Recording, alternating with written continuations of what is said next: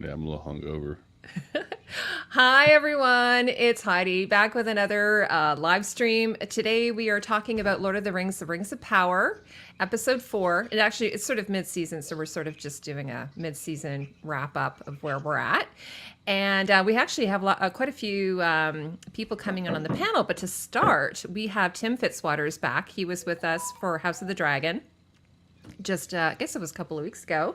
And I have my lovely Queen Tatiana Melendez, who is here for just a little bit because she is experiencing a storm. Tatiana, you can tell everybody about that if you want. Hi, everyone. How are y'all? I hope you're better than I am because right now I'm in the middle of the tropical storm Fiona. If y'all have heard of it, you probably have. It's on the verge of becoming a hurricane. I have no power in my house. I'm using my phone's Wi-Fi to even do this because I really have some opinions about rate of power. Um, and yeah, it's getting increasingly hot in here. That's why I'm in my living room instead of my room.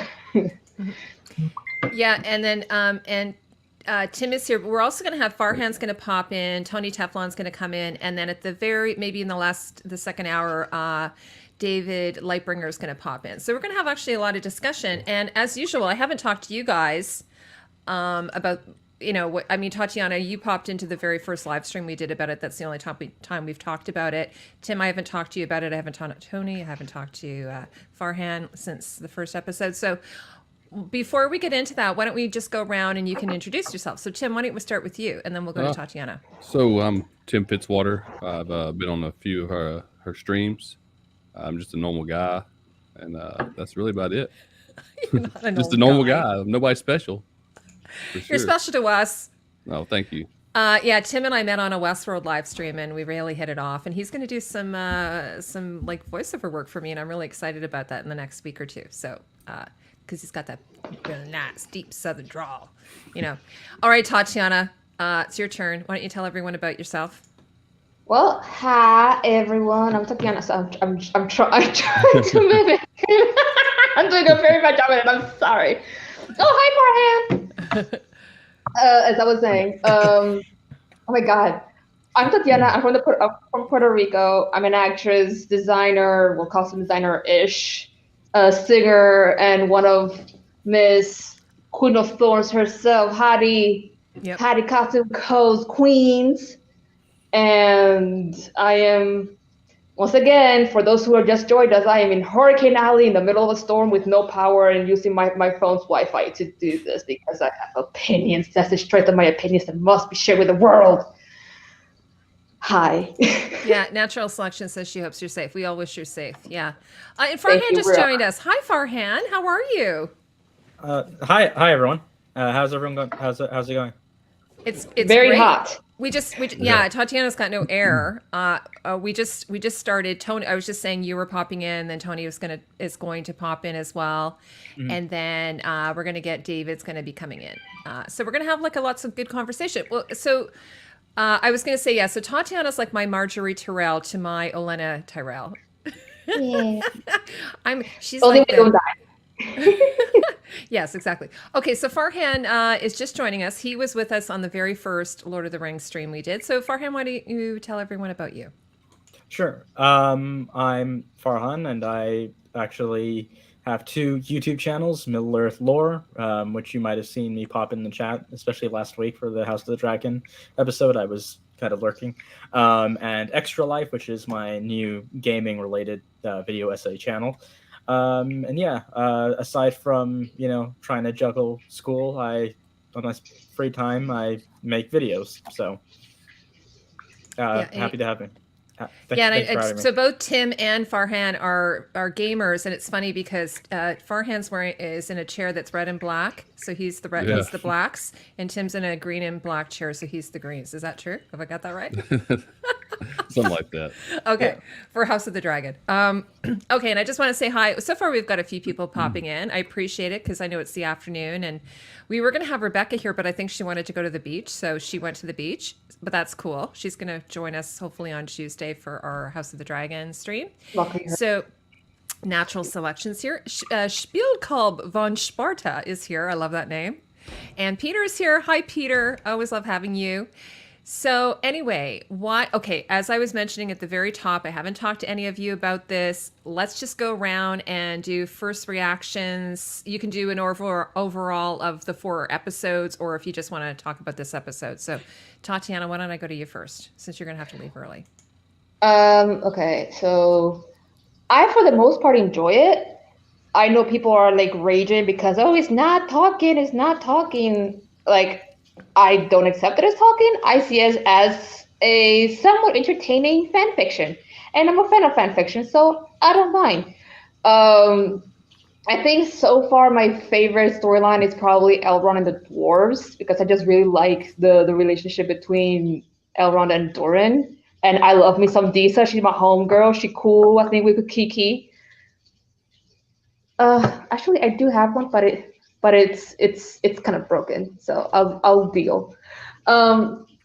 And basically, I think I'm getting frustrated with Galadriel, because like I get people are like, oh, she doesn't have that surreal ethereal otherworldliness that Kate Blanchett has. She's supposed to be like thousands of years old already and be married and all this shit. And I'm like, again, she has to start from somewhere. She can't just become Kate Blanchett. And yes, she is probably like thousands of years old by this point, because in second age she was born the first age. But big but, considering that elves are immortal, their way of aging is most likely different than elves or men or dwarves. I mean, not elves, hobbits or damn it, dwarves or men.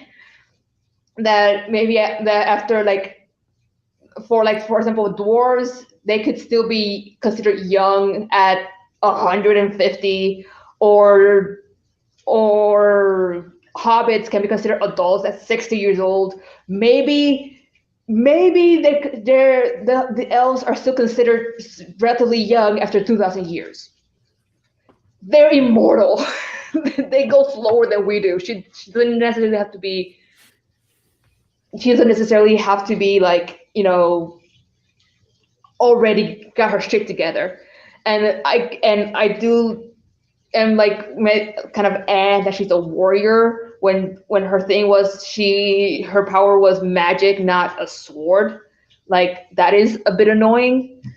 But sure, what I hate about that, she can make her a warrior, but don't make her a Mary Sue. That's my problem with that, because she just like single-handedly just kills a troll, beats a bunch of guards, swims half the fucking ocean. Just like, girl, just leave room for Jesus. Leave room for Jesus. And also, like, I get that she's supposed to be like arrogant and proud, and this is one of the things that annoy me. She has taken an arrogance and pride and turned it into like borderline Karen levels. Like, she gets rescued by the Numenorians, and instead of like even demonstrating the briefest glimpse of gratitude, because they could just left her there, at least express some gratitude that she's got saved from the goddamn ocean with a sea monster. No, she's like, take me to your leader. I want to speak to this, and just making demands. Like, oh, why would you think you could make demands? Oh, the you wouldn't have this island if it wasn't for elves. It's like, not even in 2022 would you come up to someone's house instead of trying to like be, respectful of that person, making demands like it's your own goddamn house, and they have to wait on you hand and foot just because you're an elf. It's like, bitch, fuck you. I don't have to. It's like, fuck you. Like, honestly, I was on Muriel's side there, and she just making demand after demand after demand. It's like, bitch, like, I get it that you're arrogant and prideful, but that don't mean you have to be insulting. You should at least know some diplomacy at this point. It's not like you lived your entire life fighting. They say that you ain't hard when strong. from Heidi. Like, cool your jets. Like, take it down a few notches. So yeah, like Galadriel is like my most annoying person in this thing, and I do have issue. And after seeing the 4 episodes, I am really starting to get bothersome with costumes, because seeing like, well, for one thing, I just have to talk about this. The queen, Marian, no, it's not Marian. What was the queen's name? The Númenórean queen. Forgot her name. Muriel. Muriel, thank you. I was trying to say Miriam. It's like that's not it. But Muriel's crown, the first one. What the puta is the things that are on the sides of the crown? Is it supposed to be coral? Is it supposed to be flames?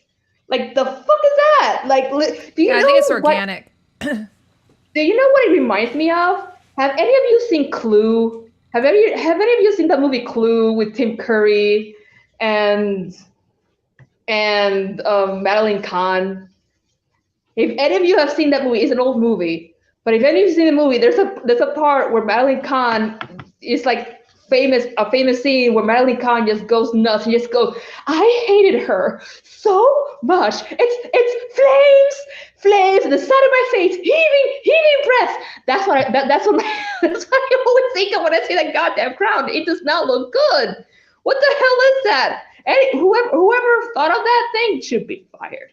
I do not like it at all. I like the second one she wore for in like episode 4, where they had like droplets of water going down her hair. That one was cool. That one I could see better. It was like, yes. Another problem. I know I'm ranting, but I just need to get my PC because I have to like get out of here. Another thing is Disa's costume. Again, I love me some Disa. She my homegirl. But what is up with the dwarven women's costumes? It makes no sense if you think about the world they inhabit. And also, why do the elves, the humans, the dwarves all seem to be wearing the same fabric, the same linen-like fabric, in more or less the same style, like a shapeless tunic or Greco-Roman something? Because it's like, it makes no sense, especially for the dwarves. Like Disa, she lives in a mountain, and based on the men's costumes, it's fairly chilly inside the mountain, because you see they have layers and they have long sleeves and they're like up to here, but she has a slit on her leg. She has some short sleeves. It's like, she has no braids. Oh, the braids. Where are the braids? Where are the braids? Where are the braids? It's like, she's just wearing this loose-fitting, shapeless Greco-Roman muumuu, and with like some kind of necklace, a gold necklace on top. And like, why? It just seems so lazy. Like, if you see in The Hobbit, and I saw a video about this yesterday. In The Hobbit, you see images of like brief images of female dwarves in like Dale, and when it was like before it became a ruin, and they were in like more like Italian Renaissance-ish. Yeah, kind of, David.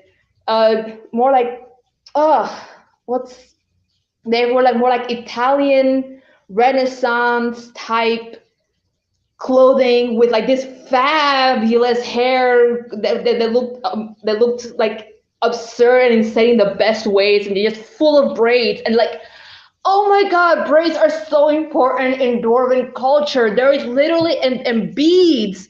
Like, I know for a fact that they have like marriage, like braids, kind of like Daenerys braids in dwarven culture have meaning. Like, they literally, when they get married, they have like a marriage braid with marriage beads that signify someone's marriage to them, and they made it, and they like handcraft it for their spouse. And they have like another braid and beads for like family, and like where are the braids? And then like, the more I think about it, the more it frustrates me. And like, Numenor is with the Greco-Roman again with the Greco-Roman fashions. And on one hand, yeah, I get it because the fall of Rome, the fall of Greek Empire, but it is so lazy. Everybody and their grandmother and their grandmother's ancestors uses Greco-Roman fashions to denote like an ancient civilization about to fall. Everybody, even the fan art for like ancient Valyria does that. And I was like, God damn it, there are so many other ancient civilizations that you could use that has amazing, strange fashions, like the Minoan civilization, the Assyrians, all the civilizations that were destroyed in the Age of Bronze. Oh my God, okay. In the Age of Bronze, and they don't use it. They just say, oh, ancient civilization about to fall, Rome. Just use Rome. It's like it's a shorthand for ancient civilization about to fall. Because why the fuck not? And like, okay, fine. And outside of that laziness of just not the lack of creativity, the costumes are mostly fine. I do like some. I like the Himation and the colors are okay. And there's also like a multitude, like an over multitude of gold everywhere. Like the dwarves have gold, the elves have gold, the Numenorians have gold. Like it makes more sense. Like the video said the last time, it makes more sense for them to have more silver and grays than gold because they are nautical, they're maritime, they're aquatic people. And that feels more like a silver thing than a gold. And the more and more I think about these costumes, while I'm not as disappointed in them as I am with, like, say, The Witcher, because The Witcher is like, the fuck are you even doing? It's like, it's disappointing. And some of the costumes are fine, and some of them are like, okay. I'm like, the more and more I think about it, I'm more like, ugh. And that's not even talking about the Hardfoots and the Southland thing going on. But yeah, I know was I'm going to give rambling. the guys a chance to No, say. Sorry, guys. no, you're fine. Well, she might have to go. Oh, yeah.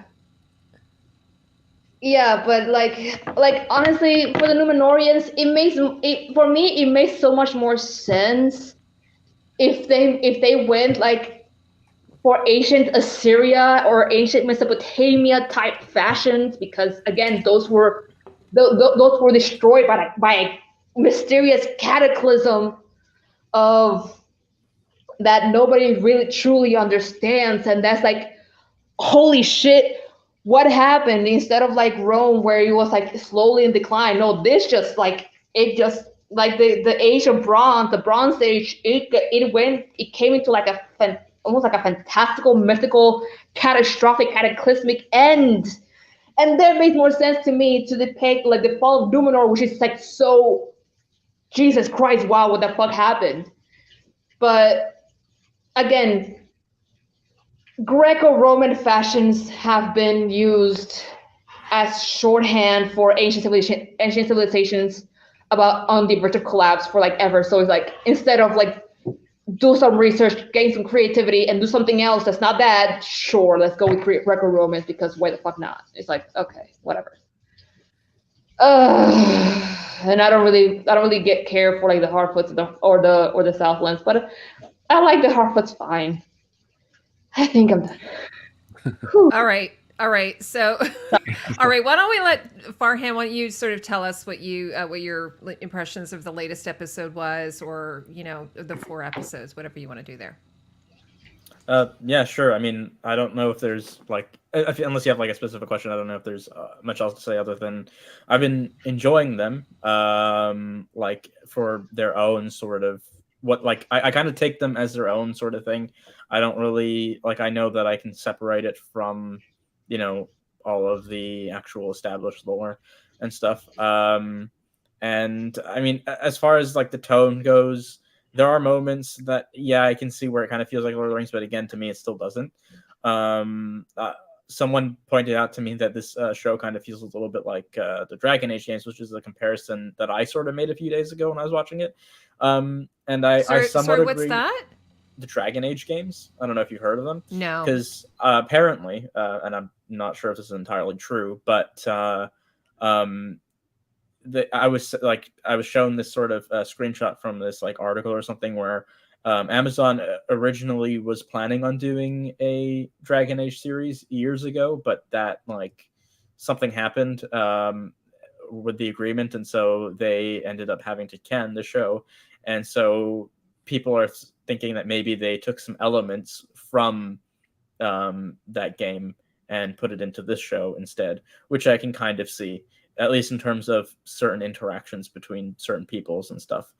But aside from that, I've been enjoying it. I think some people have been a little bit like hypercritical to the point where they're just like driven to unhealthy amounts of madness, and then the others that have been a little too overexcited, which I mean you can be excited about, but like it's not like the perfect show either. It's all right, but yeah, anyway. Wow, you guys really love this show. Okay. Okay, what about you, Tim? What are your thoughts? So I like it. I enjoy it. I'd like to know more about Halbrand and the Stranger. It hasn't said too much about him. Halbrand beat up the whole group of the guild members, right? The workers or whatever they're called. He just beat their ass no problem. And he's just a normal guy. Like he's nobody. He's just a lowly Southlands guy. So who is he really? And as far as the Stranger goes with the Harfoots, I think he's either Gandalf, like when he comes to the Second Age or whatever, or maybe one of the Blue Wizards. So I'm curious to see what they do there. It's leaning towards Gandalf, I think, the way he's wearing gray and all that, but it hasn't said anything. So I wish they'd show more of that. I hope the next episode does. That's really waiting. Isn't everyone Sauron? Like everyone's like this. It was funny because there's this. I was watching What Culture, and they immediately referred to the Meteor Man Stranger as Sauron, and then in the next video he changed his mind. He was like, "Oh, sorry," because I was just like, I think everyone's like, we don't know who Sauron is. Some people, I think David's saying it could be. Was it David said that? That it could be Halbrand, could be Sauron. I mean, at this point, it could be, like a lot of people I'm hearing are saying it's Halbrand, the Stranger, but Adar is the one that they're really like trying to drive home to the point, like, this guy has clearly got to be him. But I feel like they're all red herrings, and maybe Sauron is just simply Sauron, and these are all completely new characters. As far as the Stranger goes, it makes most sense, to be Gandalf. Even though he appears in the Third Age, but again, they're changing things, so anything's possible. But as far as Sauron goes, like Adar, just I don't know. It seems a little too on the nose, and he feels to me like you have a bad and then you have a big bad. He feels like the bad. like his like a servant or something. Yeah, exactly. Yeah, it's like Saruman was in Lord of the Rings. End up being like Sauron's servant. So I think that's what Adar is. Yes, but, Tatiana has her fan now, by the way, everybody. So I was wondering what that was. It's just like it's going so fast, like a blur. I do declare. David's in the chat, by the way. He's going to be popping in. I don't know if Tony's showing up. He may. Oh, he's saying, "We're here now." Do we see him? Do you guys see him? I do not. I have to go down. Maybe. Okay. Well, hopefully he's popping in soon. Okay, well, I don't know, like, I'm kind of like, I'm really enjoying the show. I don't know, I like it. Anyway, that's just my opinion, but so hey, what do you guys think about the introduction of Ned Stark's brother? What did you guys all think of that character? Benjen Stark, what's his character's name? Adar? Oh, you mean it? Yeah, Adar, yeah. Is that who that? Okay, I didn't recognize him. Yeah, he's wearing, it's funny because Joseph Mall. Yes. Yeah. Okay. Yeah. He is wearing a prosthetic of some kind. So. Right. And he does as well in Game of Thrones when he's cold hands, I suppose. But Tatiana, what do you think of his character? I think he's interesting. Like I don't know what to make of him yet. I mean, he had like a fairly brief scene. It's obvious that he's like some kind of corrupted like elf. Um, I don't know. He hasn't really made that big of an impression. I haven't felt it. He's what's the word I'm looking for? He's more off-putting than threatening. At least so far, I haven't felt threatened by him yet. So yeah. Mm-hmm. What about you, Farhan? What do you think of his character? I think he's pretty interesting, but like again, like I said, like I feel like they're really trying to push for people to or to try to make that connection that he's might be Sauron, but again, a red herring. And then I think for just want to bring up this point where people are talking about Halbrand. I think it makes more sense to me, at least, that if anything, he'd be the Witch King. But yeah, anything's possible, I think. But yeah, Joseph Mall he's always great. I loved him in Game of Thrones as well. I think he's an awesome actor. As far as his appearance goes, I think he looks a bit more, to me at least, like how Celebrimbor is portrayed, but or it should be. But yeah, anyway, I thought that was interesting. So yeah, this whole thing with the herrings reminds me of years ago. They were saying, like, someone said that George Bush Jr. was the devil, and someone said if someone was going to be the devil, it would be Obama. That would make more sense than it would be George Bush Jr. So it's kind of like it will probably be somebody that we wouldn't suspect, but I'm sure people are going to guess it anyway. Like it's right. There's only so many people, so many characters, right? What about you, Tim? What do you think? I think you know more about him. He's he told what's the elf? I can't remember the elf's name that he was talking to in the tunnels. Yeah, yes. So you've been lied to. So apparently Adar was done wrong at some point, right? So what's his story? Like, who done him wrong? Who lied to him and about what? Right? The whole world was a lie. Is all? Does he think everything that he's taught to be good is evil, or or vice versa? So he was done wrong at some point. So I need to know more about his story, like where he came from, and where he was, where he was from, what kingdom, elf kingdom or whatever he's from, that done him wrong. Mm-hmm. So, one of the things I want to say about this show, because I do feel the fantasy more in this show. It's funny because watching House of the Dragon in tandem with Lord of the Rings, and someone even said that House of the Dragon is kind of like Succession with dragons. Like, I haven't watched Succession, but I don't feel that it's I feel like it's just like a story about humans, whereas this one does at least feel a little bit more fantasy. What do you think about that, Farhan? If you're watching a House of the Dragon as well. I mean, I watched it a little bit, but I haven't actually had the time to sit down and do that. So I still have a bit of catching up to do with that as well. So I'm a little in the gray with House of the Dragon, but yeah. What about you, Tatiana? Oh, you're muted right now. About what? What's that do you the fact that Lord of the Rings, House of the Dragon doesn't really have, except for dragons, doesn't really have that fantasy feel to it, whereas this show does? Like, how do you feel about that, comparing the two? I wouldn't say it doesn't have that magical feel outside of the dragons. I do feel like it does. It's just more muted. It's less obvious than in Rings of Power, because, like, of course, it doesn't have elves, it doesn't have like dwarves or hobbits or anything like that. It's mainly just men with some weird creatures thrown in. But I think the magic use in House of the Dragon is more subtle than in Lord of the Rings, because Lord of the Rings, it makes more sense because of the world it was created in. It was created now in mythology, while Game of Thrones and House of the Dragon was more history. Okay, what about you, Tim? So I find them both. They're both fantasy. Like the crab feeder, he's got some mythical disease, right? It was made by magic, if I'm not mistaken. Yeah. So and then there's dragons, obviously, and I mean it's a fantasy show to me. I guess I get that feel from both of them. But I also wanted to add Theo. They're talking about Theo in the chat. I think Theo is Arendir's son. Yeah. It hasn't showed his ears yet. I don't know. They if almost did though.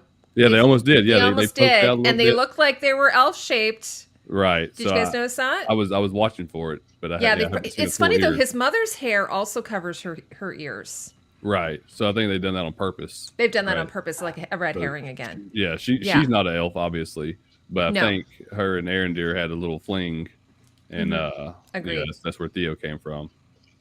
So also, I like when they called Arendir knife ears. That was hilarious. Yes. In a tavern.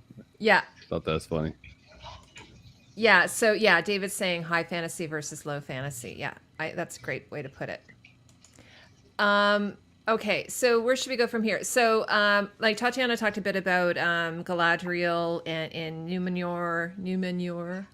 Oh, I forgot to add. Yeah. I forgot to add. Her Numenorian dress. Yeah. I'm of two minds of it. Oh, I because love it. it's generally pretty, and I love the sleeves. But why does nobody else have that silhouette? Like it looks more medieval than Greco-Roman, and I'm like, why? Like I could like get it if it's like to differentiate Galadriel, but in universe it makes no sense. And like Galadriel is supposed to be like this. I don't feel that it's Greco-Roman. I feel like it's more like Romanesque. Like it's more 11th century. I feel like it's like a revival, more like a revival. And I mentioned in my video that it's kind of like who's that designer who does all those pleats? Like it's sort of like an Vianette. No. It'll come to me. We can talk about it later. But no, I really liked it because it's like a corset without being a corset. And it's kind of like a lot of, they're using a lot of sort of Indian silks and stuff like that.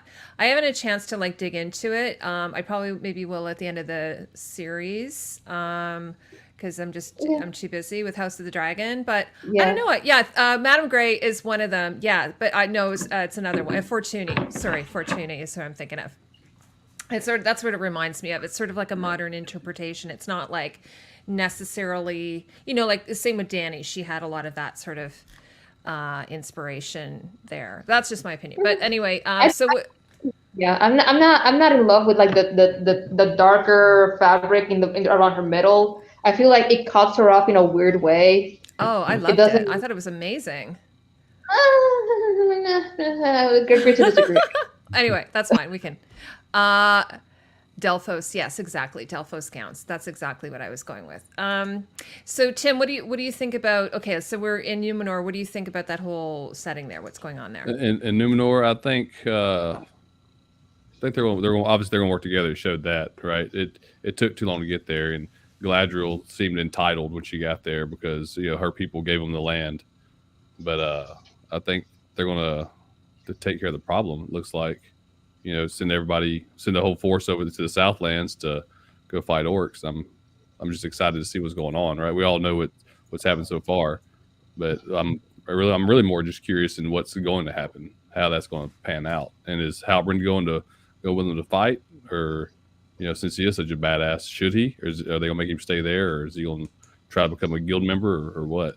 She asked him to go, and suddenly he was out of jail. Right? Did you notice that? At the end there, suddenly he was out of jail at the very end there. Okay. It was funny because my husband was like, "Wait, what's going on here? I thought she was gone," and I'm like, "No, they called her back. They called her back.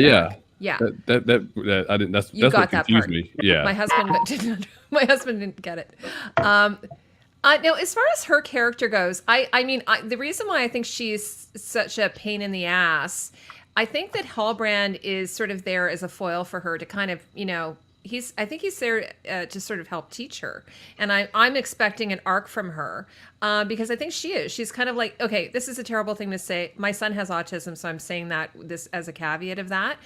But she comes across as someone who has autism. Like she's kind of got like a social impairment. She has an issue with like how to deal with humans. It's like she's never actually dealt with any kind of like, she kind of reminds me of Rhaenyra a little bit in the sense that Rhaenyra has no like political acumen. She cannot like speak to someone without some snark, so that's how sort of Galadriel comes across to me. She doesn't have like, she needs someone to teach her.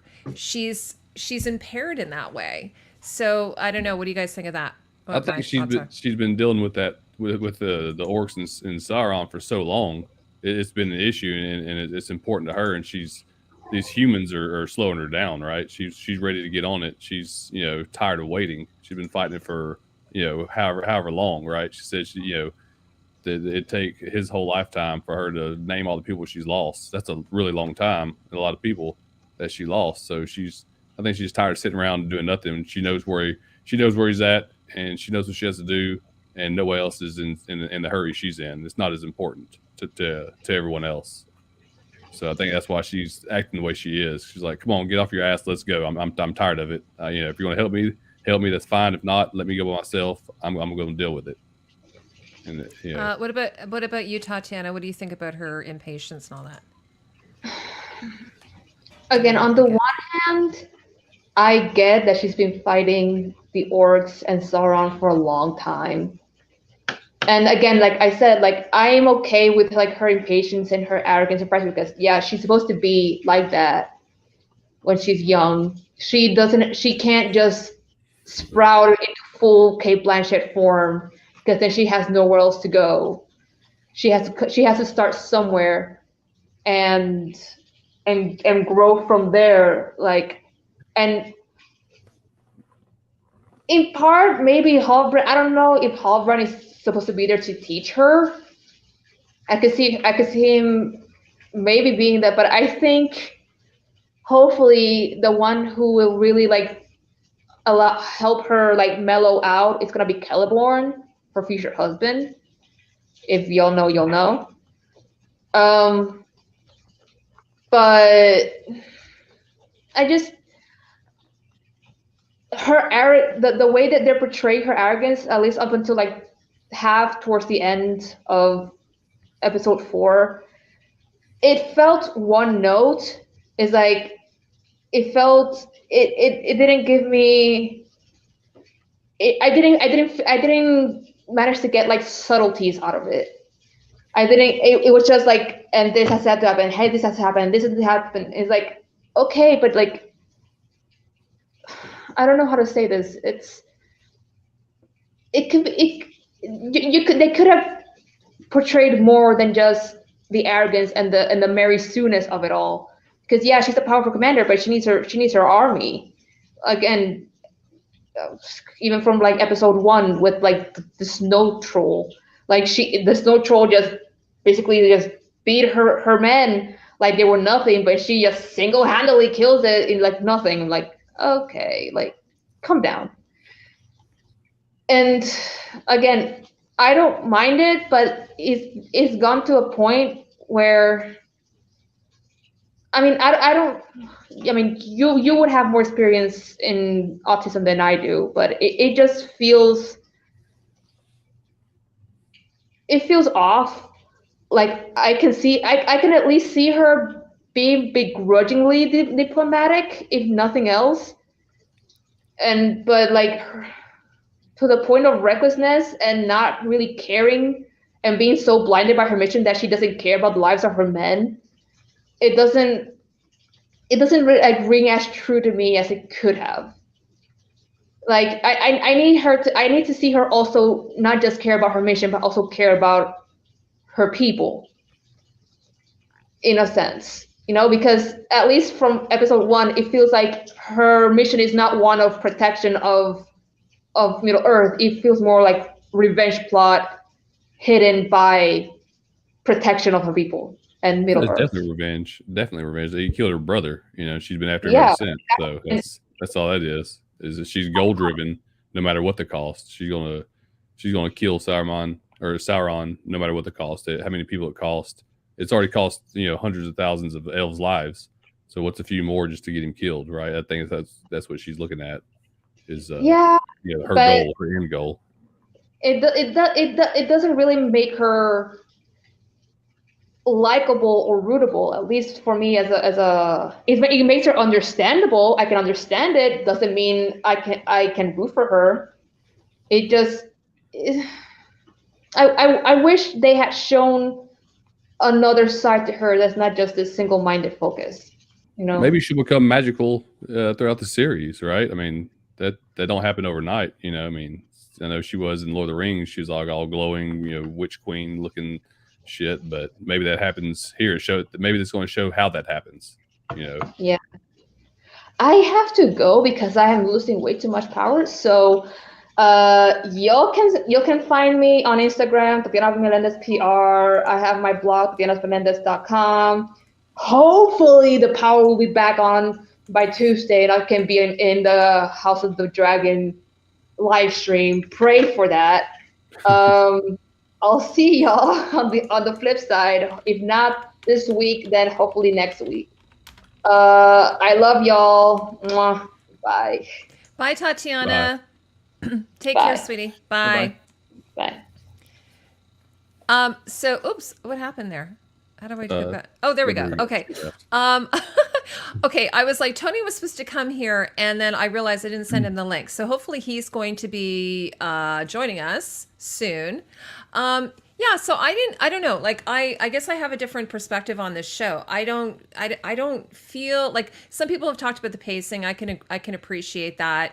But I don't know. I just don't. It's like I feel like some people are watching a different show than me. I'm really enjoying it. So I'm enjoying it. There's some things that hasn't showed that I've been waiting on, right? So you're like this last episode didn't show the Harfoots or Stranger at all, from what I remember. I don't think it did. But right? they did that in Game of Thrones, right? Like they would visit different places. Yeah. Like they couldn't I mean, get to give me they 5 couldn't get minutes, to all they couldn't get to all of the different locations in every episode because it was just too much. And so they're doing these POVs, right?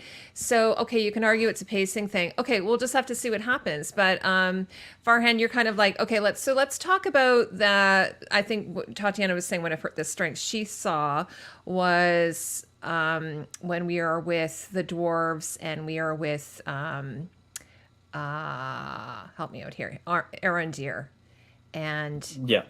Why don't we talk a bit about that, Farhan?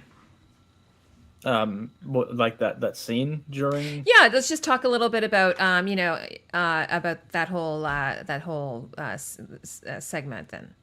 Actually, yeah, that's probably in the episode, at least in the last one, is probably like some of my favorite like interactions of the whole show so far. Like that's where it kind of gets interesting. Although I do find it a little odd that like I guess Elrond somehow unlocked fast travel because it seems like he can just go from Linden to Casa Doom in like from one scene to another. Like I know obviously he's using the portal that was used that in they did in Game of Thrones, exactly. Yeah, for sure. No, I get that too. Well, we don't know how much time has passed between those segments, yes, right? True, but also it's just I guess the way that things are sort of like because when it switches perspectives to other characters, they're still like doing one thing in one certain place. Like obviously Halbrand and Galadriel are still in Numenor, right? And so I think that's why some people are complaining about like the pacing and stuff because it's like everyone's kind of doing that, and then you have like there's like kind of a disconnect between I guess the pace of all of these stories and the characters, right? Because like Elrond can go from one place to the other in 2 seconds, and then they're still like in Numenor this whole time, you know. So yeah, but other than that, though, like I do think that that's probably some of the most interesting stuff that they've done, and I'm kind of excited to see more. As far as the other like parts of the show, I'm not like super invested within the Harfoots, so I'm like kind of glad that they took that out. Like I like the whole stranger aspect, I guess, and that mystery, but aside from that, I'm not like the biggest fan. And then, yeah, I don't know. I'm sort of iffy on a lot of things. I kind of feel like the Harfoots are sort of supposed to be sort of the whimsical aspect of the story. Like you've got the really, really heavy storyline that's going on with Galadriel. And then you've got sort of more this whimsy, but at the same time, there's some serious notes, like the fact that there are nomadic people and that they have to leave behind, which is, based on actual cultures, like in North America with the indigenous people, we're like that. We have a lot of Troll of the week. Yeah, like they have to, and then the weak have to be left, the weak and the elderly have to be left behind. So they do have that little bit of a serious note. And I think, as we saw with the stranger, that he was actually becomes like a bit of a helper, which leads me to believe that he's not going to be a bad guy. Right. That leads me to believe that he would be more like a Gandalf type character. And then there's, I don't know if you guys saw the trailer, but they're showing that they're going to be in peril at some point, and it looks like he'll probably come in and rescue them. So I don't know. I don't have a hate on him for the Harfoots like some people do. One of the things that was funny, though, on What Culture, he was kind of making fun of their accents because for some reason, the show has decided that the Harfoots are Irish, the elves are Scottish, and the orcs are Cockney. Did you guys notice that? Yeah. And so the guy from What Culture was saying that the Irish accents are pretty bad, actually, in the show. Sorry, Spielkopf, if I said Arondir instead of Elrond, I apologize. I think I did say that. The teleporting was a problem of directing cutting, but his interaction with Durin was great. The oath especially, yeah. I kind of love their relationship. I love the relationship between Durin. Durin's probably, I think Halbrand's probably my favorite character just because I like his sort of like snarkiness. But I think Durin's probably my second favorite. I've also kind of realized that they do a lot of like these weird sort of moments, like especially like in the second episode and then this episode, they have like a lot of slow motion moments and like the way that it's like done, where like it's like, for example, in this episode when they have that slow motion scene where they're running out of the woods from the orcs. I thought it kind of weird because it's like I feel like they only do that, and like with all that music, it would only like you'd only really feel something if someone was actually like about to die. Like let's say like I don't know, Arondir or one of the others got shot at that moment. Then I feel like there would be an impact there, but they made it completely safe, like out completely safely, and I thought that was a little odd. And then same thing with Khazad-dûm when Durin goes to talk to his father, Durin, and like it shows like that part, and he's not speaking to him, and he's not moving. I don't know. To me, it for like a few seconds, and to my brother as well, it seemed like, is he dead? Yeah, no, like, I thought the exact same thing. Like, did you think that, Tim? Yeah, no. I thought they were trying to make it feel like, because he wasn't moving, that he was dead. And I was thinking, wouldn't that be awful? Because he just said, "Go talk to your father," and then if he went in and found that his father was dead, that would have been so sad and tragic, right? They like shoot. I think again, it's like a directing thing where it's like they do it in such a way where it's like they try to get you. Like it's just kind of odd to me because it's like that. They try to make you think that he's dead for a second, and then he's just not, and you're like, okay. I think that would have been in the script, though. I think a lot of people are like, some of this directing. I think a lot of it would have been in the script. Like he would have been like, Durin walks in, sees his father isn't moving. Although he didn't act that way. He didn't act like hello, like. But no, I know what you're saying. I think there is a lot of red herrings. Yeah, there's just a lot of weird, like, and then obviously like the most talked about one, which again, like I can look past all of these things, it's fine. But like again, like with that first slow motion scene in the second episode, I think it was, or it was third, I don't remember. Where with Galadriel, where she's smiling, right? Yeah, okay. Everyone was making fun of that. Yeah. I did like the way the fabric moved, though. I thought that was very cool. But I don't know why they decided to zoom in on her face. I was talking to one of my YouTube friends, and she was saying, that was just really, really bizarre why they did that. Same. I was wondering if the king was still breathing as well. Well, how old is he supposed to be? Do you know how far ahead? I don't actually remember, especially at this point where the show's kind of like weird with this timeline. So I don't. Dwarves don't live long, right? They'd live pretty long. I mean, longer. Not as long as elves, but no. But yeah, right. Like but for example, I was reading that even the humans in Numenor live longer than regular humans. Okay, I think so. Yeah. I don't know why, but I don't know where I read that. But they can live like maybe 300 or something. But I mean, I know that and obviously they did this for the sake of the movie and for relatability. But for example, like Thorin in Hobbit, he was the eldest of the group. Like he was supposed to be like, he's older than Balin as well. But in the movies, they decided to make him younger to be able to relate to him more. Oh, okay. I didn't know that. So I wonder why the dwarves are so skeptical about Elrond, right? So the Durin's dad didn't want him digging up the mithril, right? Well, Durin was worried about him coming to get the mithril. So why are they so skeptical about him? Even after they talk, after he thought he was dead or whatever, or we thought he was dead, and Durin's talking to his dad. He's like, yeah, go with him to check out, see what he's lying about. So like, why are they so skeptical? I understand Durin because he's trying to get the mithril and mine that ore, because it's a big secret. But his dad doesn't want anything to do with it. So they're skeptical about something else, like his different motives or something. I don't think we know. I think he's got like a spidey sense or something, but we don't know what it is. Do we, Farhan? Do we know what it is? Do we know why he wants him to go with Elrond? Because he's suspicious that Elrond has ulterior motives. No, I don't think so. I mean, yeah, I don't know if there's like. I didn't see a reason. Yeah, I don't think there's like a specific. Reason. It's just but he gave them the piece. He gave them the piece of mithril, though. Right. He let him take it. Right.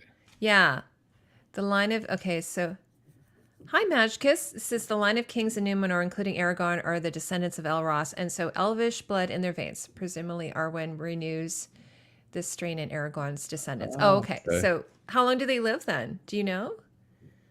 I know that Aragorn lives until he's 210, I think. Shit. Yeah, which is what's mentioned in the appendices of Return of the King. But like after Lord of the Rings, he just kind of dies of old age. But yeah, he even during Lord of the Rings, and obviously they mentioned in the movies, he's pretty old then too. He's like 87, I think.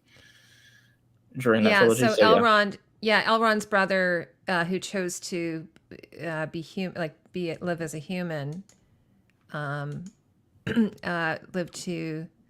grew up to 500 years. So I don't know how old Elrond is at this point. So his brother's been dead for a while, and then after that's 200 to 300 years. So they still have some kind of a little bit of a supernatural, right? Because so Aragorn could live to 200 to 300 years then. Sorry? Aragorn could live to 200 to 300 years then? Yeah, he lives until 210. Oh, okay. Yeah. During the Elder suspects Gil-galad. Oh, okay. Yes. Okay, that makes sense now. Okay, yeah. So Gil-galad, It's interesting because someone was saying after the first episode, we haven't visited with him since he picks up the leaf and the leaf starts turning black. And someone said, I think on Twitter, like, oh, Gil-galad's really trying to get rid of Galadriel, right? Like, it's like, yeah, it looked like he was trying to get rid of her. So it may not be Elrond who is sort of up to anything. Maybe it's just Gil-galad. That makes sense. Right. Yeah, it's been weird that we haven't seen him in a while too. Yeah, I thought so too. That's true, but they're going. I actually there, almost forgot about him. I did. You mentioned him. Yeah. I was like, oh yeah, he's Gil-galad. But we're going back there, right? That's where we're heading back to. Yeah, Durin's going with Elrond back there. Yeah.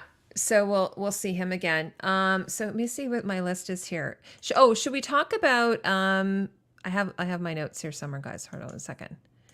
Should we talk about? So we've talked about Numenor. Do you want to talk about Isildur and his sister? I don't even know how to say her name. Erin. Erin. How do you say her name? Is it Arian? Arian, I think. Arian. Yeah. Do you want to talk a bit about him, Well, it's funny because there was this real moment at the end of the episode. It made me kind of laugh. It's like, hey, we're putting a team together. Who wants to volunteer? I do. It was sort of a little bit like that, right? Yeah. So, Isildur, he's Aragorn's ancestor. Yeah. Right. Yeah. And I think he becomes a Nazgul too. So it hasn't showed a lot about him yet. I don't think enough to make him look important, but I think he's. No, we don't know if he's because we don't know who the identities of the Nazgul. Right. Yeah. Well, right. No, he was he not? I read that. Isildur is in Lord of the Rings. Well, he does become one in the Shadow of Mordor game and War, but those aren't. Oh, okay. So I looked him up because I wasn't, I knew he was an ancestor to Aragorn, whatever.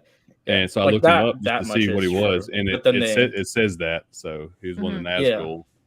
Well, he's But, Yeah, maybe I was yeah, misled. Magicus. I think that's a good point. Like, I think one of the things you can do sometimes, just even like, is have it like a date. Like I don't know. I don't think they're doing that. Do they? Like I don't know. I think sometimes, especially for people like me who aren't a book reader, and maybe I don't remember the events of Lord of the Rings, like the Peter Jackson trilogy, it would be actually helpful. I don't think it would be that bad to let us know how old they are, or either in the dialogue or even just with a title card or something. I don't know.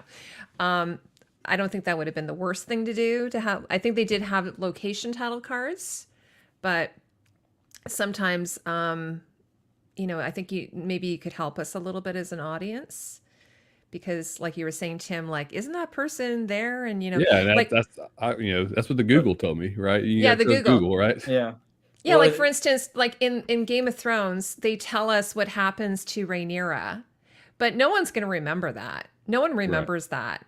So it's just like, so stuff that's happened in the future, like it would be nice if they could just give us like a little bit of a timeline idea, especially because they are sort of altering the timelines. It would, I don't know. I don't think that would be the worst thing they could do. Yeah, he lost the ring in the river. Exactly. well, Where it's not Gollum's Gollum's brother found it. That's his cousin. Oh, it's his cousin? It's not actually the same person? Yeah, Deagle is his cousin. Oh, okay. Oh, that's Deagle and interesting. Smeagol, yeah. Oh, that's right. Schmeagol is his cousin. Okay. All right. So anyway, but and the other thing I was saying to Jack about, Ilsador getting his mates fired, I thought, what it would have been easy is him just to show up drunk to work or something. That would have been like he would have been canned. Like instead, you like compromise your two friends. I guess he wasn't thinking about it. Maybe he's young. Could he not just quit? I mean, I think he couldn't quit because of his father, but if he got fired or sacked, that would, he would. right. Although it didn't seem like there was a scene where he told his father what had happened. That was the other thing. Yeah. Did he even tell his dad what had happened? No, I think his dad found out when he volunteered to go with Disa and Galadriel. When they asked Well, okay, that's a really interesting point, Peter, because on the very first stream we did with Farhan, and we had Alicia on and Justin, we were talking about that. Maybe these timelines aren't happening at the same time. Maybe they are happening at different timelines, and they are trying to do a Westworld Butcher thing, which would be super annoying, right? Yeah, I mean, it's possible, and I thought about it, but I'm like, there's nothing that really clues us into that other than it being disconnected a bit. So it would be one of those reveals that are just like surprise, and you're like, oh, okay, sure, I guess. But yeah, I don't know. I don't think it's that. Yeah. So okay. So let's talk then about so those characters are, I mean, we're just kind of getting introduced to them, because this is the other thing, right? So in episode 1, we had a bunch of characters, and then in episode 2 and 3, we were introduced to a whole new group of characters. So we're following a lot of characters, right? There's a lot of characters to follow. And that's why I said it's sort of like Game of Thrones in the first seasons, where we're like, we go to Essos and we go to Westeros and we go to the north, and so there's a lot of people to kind of follow. Magicus says, in the book, Gil-galad with the spear Aegolos and Elendil takes Sauron down, losing their lives in the process, and Ilstar uses the broken sword to cut the ring. Which was, I believe, featured actually in episode. Yeah, they did feature it, didn't they? Yeah, in the movie, yeah. So, okay, so let's go. Actually, the storyline that I'm really enjoying, maybe other people aren't as much, is the storyline of, let me get my notes here, of the Southlanders. So we've got like Theo and Bronwyn and Arondir. And what do you guys think of that storyline? I'm kind of like, well, first of all, I love the orcs and I love the costumes. Like I love those skull masks. Right. I think it was in episode 2, they did almost like the director, I gather, is like a horror director. So he did this very horrifying, scene. Was that episode 2 where Theo's hiding in the closet? Yeah. I think 1? Yeah. I think, 1 or 2. Yeah, it was one of the first 2, yeah. So we're back with them. So what do you think about that whole thing with him meeting? We talked about him meeting, Ned Stark's brother, and then him. He ends up and then he leaves, and then Theo goes to get food. Like I was laughing because I was like, oh, this is like a Walking Dead scene where like we got to go out and get food, and then but then you're like, okay, but we got to be careful because there could be zombies. That's sort of what it felt like for me. Yeah, exactly. And then, of course, Theo makes the rash decision to go into the house, like, oh, but there could be something in there. And then, of course, he meets the orcs. So what did you guys think about that whole scene? I actually kind of enjoyed it, but what do you guys think? Yeah, no, I enjoyed it. I just knew he was going to get caught in that well. I just knew it. He stayed there forever and, got out unscathed. Well, no, he got shot with an arrow, right? In the leg? Yes. So, Arendir came in and came to the rescue. And the whole, slow-mo through the woods. So I was waiting for them the orcs to come out and just say the hell with it and come out in the sun and fight. I just knew that was going to happen, but fortunately it didn't. So I'm the old man that talked to Theo. I guess he was the butcher or whatever he was, the cook. So I think he's going to try to rally the troops, and be on Sauron's side with the whole thing. So I'm kind of nervous actually for everybody there because. If that happens, they have an insider, so it's going to be a big problem for them. Yeah, I mean, I love the orcs. I think they're probably also some of the most interesting aspects of the show because it's just the practical effects again, like they're just great, and I love the way that they look. And I actually kind of want to see more of them. That's one of the things about the sort of Lord of the Rings trilogy that I wish we got more of was more interactions with the orcs themselves because they're just them like seeing them and how they live and how they interact is just great, and that's like probably one of my favorite parts or aspects of the Shadow games, which again aren't canon, but like I love all those interactions. They just make them more in a weird way human, I guess, because you get to see how they feel and stuff. But again, like as far as the Theo goes and him going on that little quest, it did feel a little bit like Walking Dead, but I guess I don't know. I'm very interested with all that, but I thought it was kind of weird when they did that little forest scene, and it was like all slow motion for no reason, but that's just me. Oh, okay. Well, oops, sorry. Spiel Cobb asked, Arendir as des Deus Ex Machina was really bad, and why did Bronwyn run through the forest, and why forget the orcs about their bows at the edge of the forest?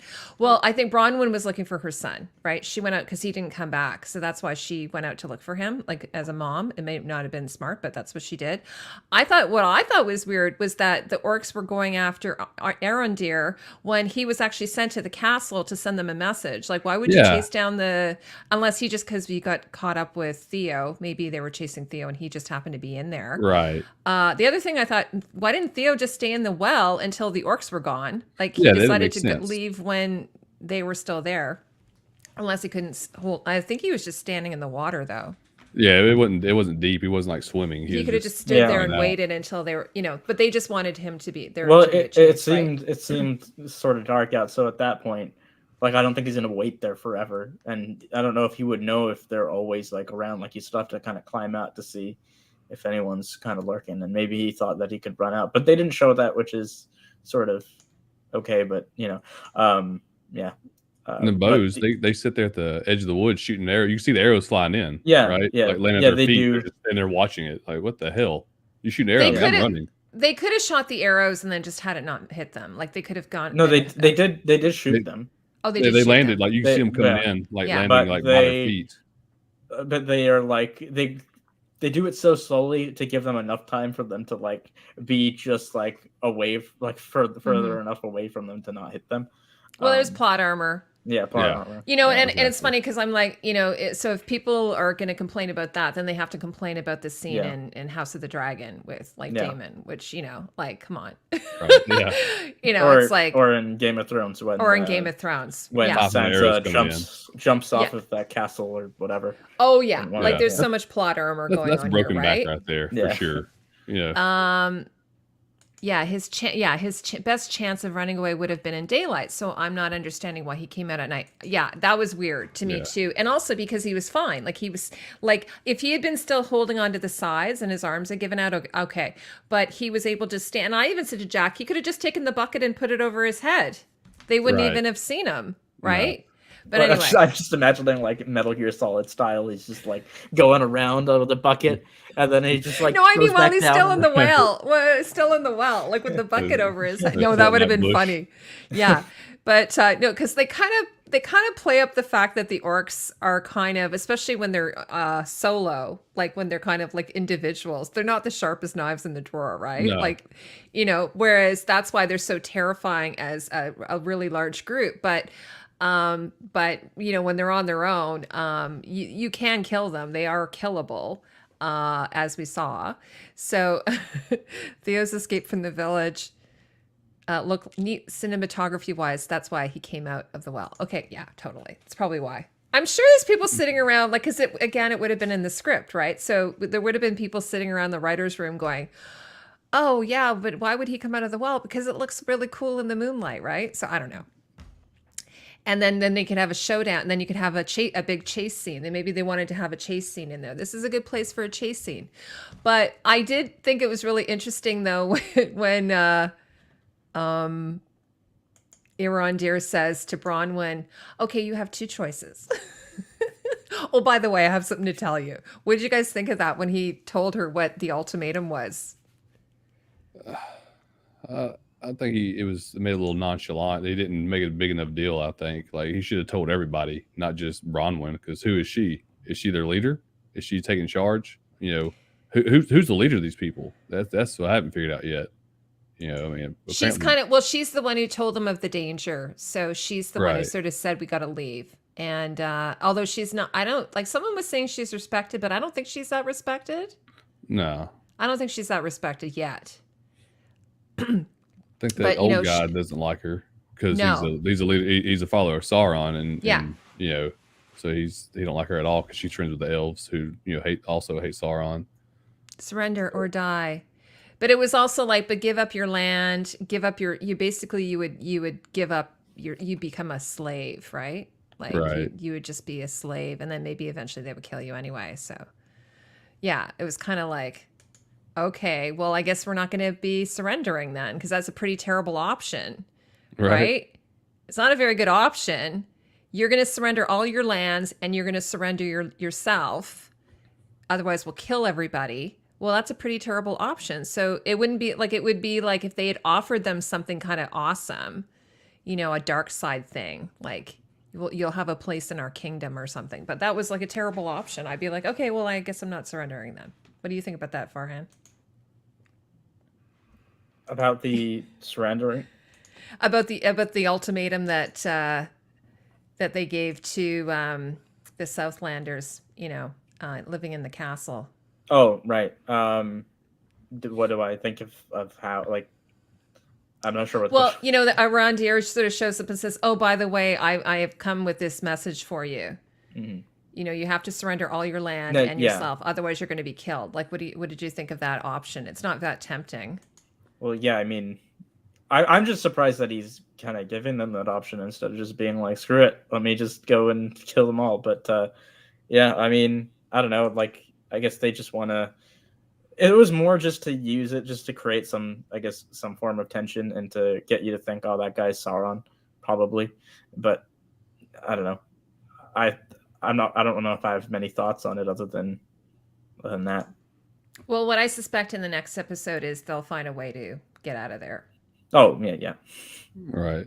And tunnel out. I don't know. I'm assuming I'm assuming Bronwyn she might be the one who comes up with an idea. The other option they could do is they could do mass suicide. That's what they did in on the beach. Right. I think Thea's gonna be a badass with that sword, that hilt. She can make potions. She'll come up with some kind of like killer Kool-Aid to give everybody. Right. Jonestown, yeah, rather than it'll be like Lord of the Rings Jonestown style. Anyway, well, I don't know if David, are you coming on? I don't know if he's still here. I don't know if he's coming on. Okay, was there anything else we have to discuss then? I feel like we've kind of plowed through most stuff. Yeah, Is there anything else we have much. to talk about? Let's see, David's says going he to is come coming. on. He is coming on. Okay. Okay, perfect. Dave, we're running out of things to talk about. Need some fresh mind in here. Yeah, a fresh mind. We were supposed to have Tony Teflon, and I didn't give him the link, and then but he might have, I don't know, something else might have come up. It's it's Sunday afternoon, right? Killer Kool-Aid. Oh yeah. Okay, he's going to be right in. Okay, so we'll have David come in, and then he can add his sort of thoughts to the conversation as well. I just want to look at my notes though to see if there's anything else we haven't talked about. Did it say a lot about the hilt of that sword? I mean, other than showing Theo with it, and then that old guy. I don't know his name. Like the one that's always shirtless. The old man's always shirtless. He had the hilt obviously, but where did it come from? Was it like passed down or I think they found it. Well, Theo found it. Yeah, Theo found it, but I don't think it said anything else about it, right? Or did I miss It kind of reminds me of. It reminds me a little bit in what's that show with Dean Winchester where he finds Supernatural? Supernatural, where he finds Cain's. Yeah, Kane's like bone jaw dagger or whatever. Yeah, his dagger, and then it sort of becomes bonded with him, and Yeah. it leaves a mark on him. So it sort of reminded me of that. So Yeah, I didn't think it about brands that. you, right? But Right. also, this is the other reason why I thought that Theo might be partial elf, because when his blood trickled into it, it actually weaponized it, right? It kind of came alive. Well, so did the old guy, right? The old guy, because you're right. No, I he think did. You're right. Theo stole it from the old guy. Yeah. So, So I don't. oh, Minty says she just woke up. Hi, Minty. She's 5 in a.m. Australia, so it's But it's Okay. 5 a.m. there. Oh, there If he it is. belongs, if the hilt belongs to Sauron, I don't know what being an elf has to do with it. But Yeah, I don't either. I don't know. Yeah. I don't know. I guess, hi, David. Well, hello. How are you? Am I coming through good here? Can you hear me You good? are. It's Yeah, so nice better. to meet you. Cool. Yeah. Hey, Tim. Hey, Faron. Nice to meet you guys. Yeah, nice Hey, to meet you David. too, bud. Been Of course listening, we watch chatting Supernatural. along. I'm here discreetly. I didn't tell anyone. This is me being a Lord of the Rings fan and not a Y level YouTube celebrity or whatever that's called.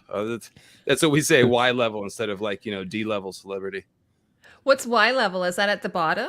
YouTube, yeah, that's way down there. It's Oh, that's YouTube- me too. I'm a YouTube Y fame. level. Yeah, exactly. Yeah.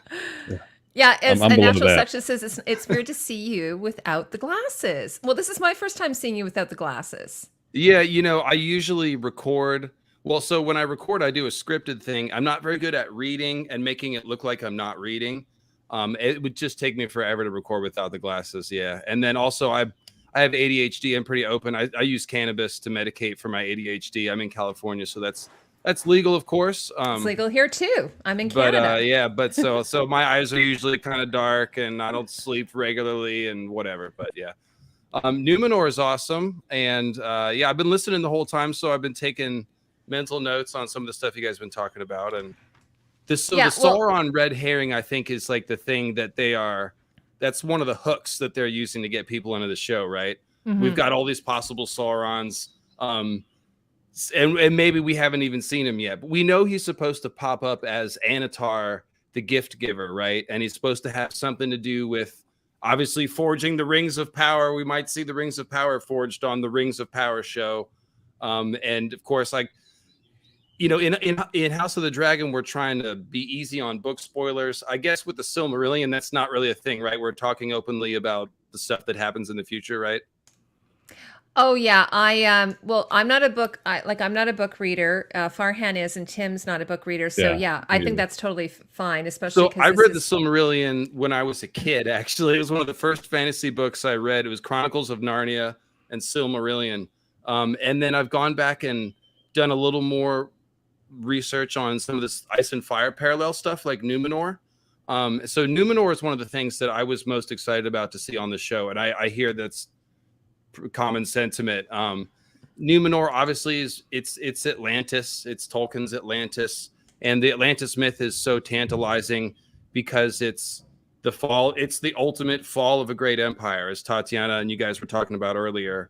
That's why they often go to the Bronze Age, Greek and Roman vibes, because everyone associates Rome with a great empire that fell, and there's Santorini and things like that. Obviously may have been influence for Atlantis. But the thing that's great is that because we in a modern society kind of live in an empire, the modern version of it, obviously it's more an empire of business and trade when you talk about the United States or just the Western capitalism or whatever. But there are a lot of parallels that we can find with stories like Atlantis. If you just want to say hubris, you're not even an empire, but like we in the modern society, we think about ourselves as being so advanced. We can go to the stars, but we might be destroying our own planet. I mean, this is not breaking any news here, but that's why I think the story of Numenor and Atlantis resonates.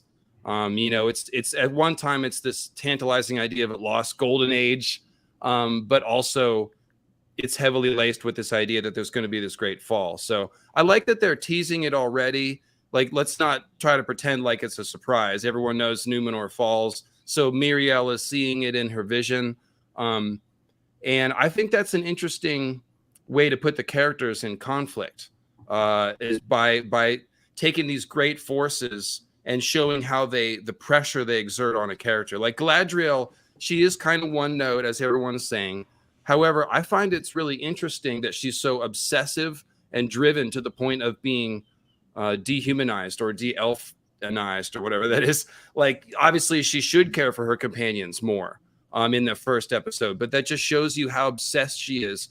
And if you think about it, if you thought about yourself as one of the few people that were responsible for stopping the end of the world, it fries your brain a little bit. We saw Rhaegar go through that. He's trying to interpret I assume everyone's familiar with Rhaegar here. He's trying to interpret prophecy that he thinks might apply to him, or maybe his son, and maybe his daughter, and maybe there should be 3 children. And he's trying to figure all this out. He accidentally starts a war, kind of, was already brewing. But we see that with Galadriel. She's got this weight of, I'm one of the only people that takes, Sauron's return seriously. And we see how that is forming her into this very hardened and obsessive person. I assume they're going to use that as a starting point for a plot arc, and that from there we'll see more humanity or elf Elfmanity. David, Right? actually, yeah, you've pretty much nailed what I guess what I was thinking as well. And that we need to start with her somewhere, right? And then, I think she'll develop and grow as a character. I'm not as I know a lot of people first of all, I think the actress is doing an amazing job. I think she's wonderful. I was even looking, they've done some really interesting things with her makeup and stuff, like to give her almost like an ethereal kind of look. Like she isn't, her and actually Elrond, the actor who plays Elrond, I think are just really well cast, but she's also got very, I'm not even going to try and compare her to Cate Blanchett. I think she's really doing her own thing, and I think she's doing a great job. So I appreciate your perspective. By the way, you just joined us. Do you want to tell everybody about yourself in case people don't know? You're new to my channel. This is your first time. Well, if you House of the Dragon, Ice and Fire, my entire channel is that. It's like a mythology and symbolism based analysis of Ice and Fire, and that's a lot of what Martin is doing. Obviously, everyone knows he draws influences from War of the Roses and Marvel Comics, but there's a lot that's taken from classic mythology and stuff like that. And to bring it back, if you want, and it's called David Lightbringer. Obviously, it's the same name as me. To go back to Numenor, okay, so in the annals of Ice and Fire history, the original Long Night in the East is remembered along with Azor Ahai and this thing called the Great Empire of the Dawn, which is very much George's little hat tip to Numenor. The Danes may have come from the Great Empire of the Dawn, just like the Edain. It looks like Dane. It's Edai or Ain. It's pronounced Edain, but it looks like Dane. And they used to be the Dunedain. Oh, Mindy, would you mind adding I don't think I have a mod here. Would you be able to add David's channel and I can just approve it? I'll do it right now. Or David, just keep talking. I can do it. And so in the Song of Ice and Fire, there's this thing, the Bloodstone Emperor and the Amethyst Empress. And it's very much like Miriel and Numenor with Ar-Pharazôn. So what happens is the Bloodstone Emperor usurps his sister, the Amethyst Empress, who's the rightful ruler. And he casts down the true gods worships an evil black stone and eventually murders his sister. And this causes the gods to be so angry that the long night happens, the sun turns its face or whatever. So George got this basically from Pharazôn and Miriel. Because if you know, obviously the show is doing its own thing with the canon, but roughly speaking, they will probably follow the general story arc of Pharazôn being corrupted by Sauron and then eventually working against Miriel. There's a couple different versions of it in Tolkien's writing, but he marries Miriel against her will in one version. They're cousins, remember? So instead of brother and sister, they're cousins. But it's I really like these characters, like Miriel and Pharazôn and Elendil. I think are holding down the Numenor plotline really well. I'm not sure about Isildur and the younger actors. We'll see where their stories go, but those three very important personages that, like, even if you just vaguely remember the Silmarillion, you know Pharazôn and Miriel and Tar Palantir and the whole downfall. So I feel like this story is going to be really good. Pharazôn is just perfect. At first, he seems like this overly creepy wizard, but then when he gave that speech, you're like, oh, he's a great orator. And you see how he turned the crowd, and maybe he was working with the one guy in the crowd. So this is all like just how it should be as far as a character development goes. And I've got thoughts on Halbrand, but I'll stop. Actually, Spielkalb was saying, can we talk about Muriel's position and her 180 change of mind to support Galadriel? Well, I mean, it was the tree, wasn't it? Like she saw that vision of the tree shedding its leaves. David, do you want to talk about that? Well, yeah, in the books, she's supposed to be one of the ones who's loyal to the elves. So I think that the way they're playing it is that they're showing her, instead of being just 100% elf supporter who winks at Galadriel as soon as she gets there, we're like, oh yeah, I'm on your team. They're showing her as being conflicted because she is in this very tenuous position. She has to keep a distance between the beliefs of her father in order to hold on to power. And that after a while would sink into her psychology. So she wouldn't even, it's not that she's like a secret elf friend. It's more like she remembers the teachings of her father. And even though they've been discredited and they're distant in her mind, now that the elf shows up and her father's dream is starting to come true, she's now being drawn back to those older beliefs and going, oh, maybe my dad was right. So I think they could have used maybe another scene to show that pivot, but I was able to fill that in mentally by sort of understanding what her struggle was, I guess. Yeah, because like I thought because in the vision that she had of that Atlantis style tsunami, it was like a tsunami, right? That the sort of the thing that happened right before was the leaves dropping, and that was the and then everything happened. So I thought while she was walking away from her, yes, there you are. What's the tree called again? Well, this is the Gondorian tree. Okay. The white I tree. forget. There's several names. Tim probably knows. Is it Nimloth or?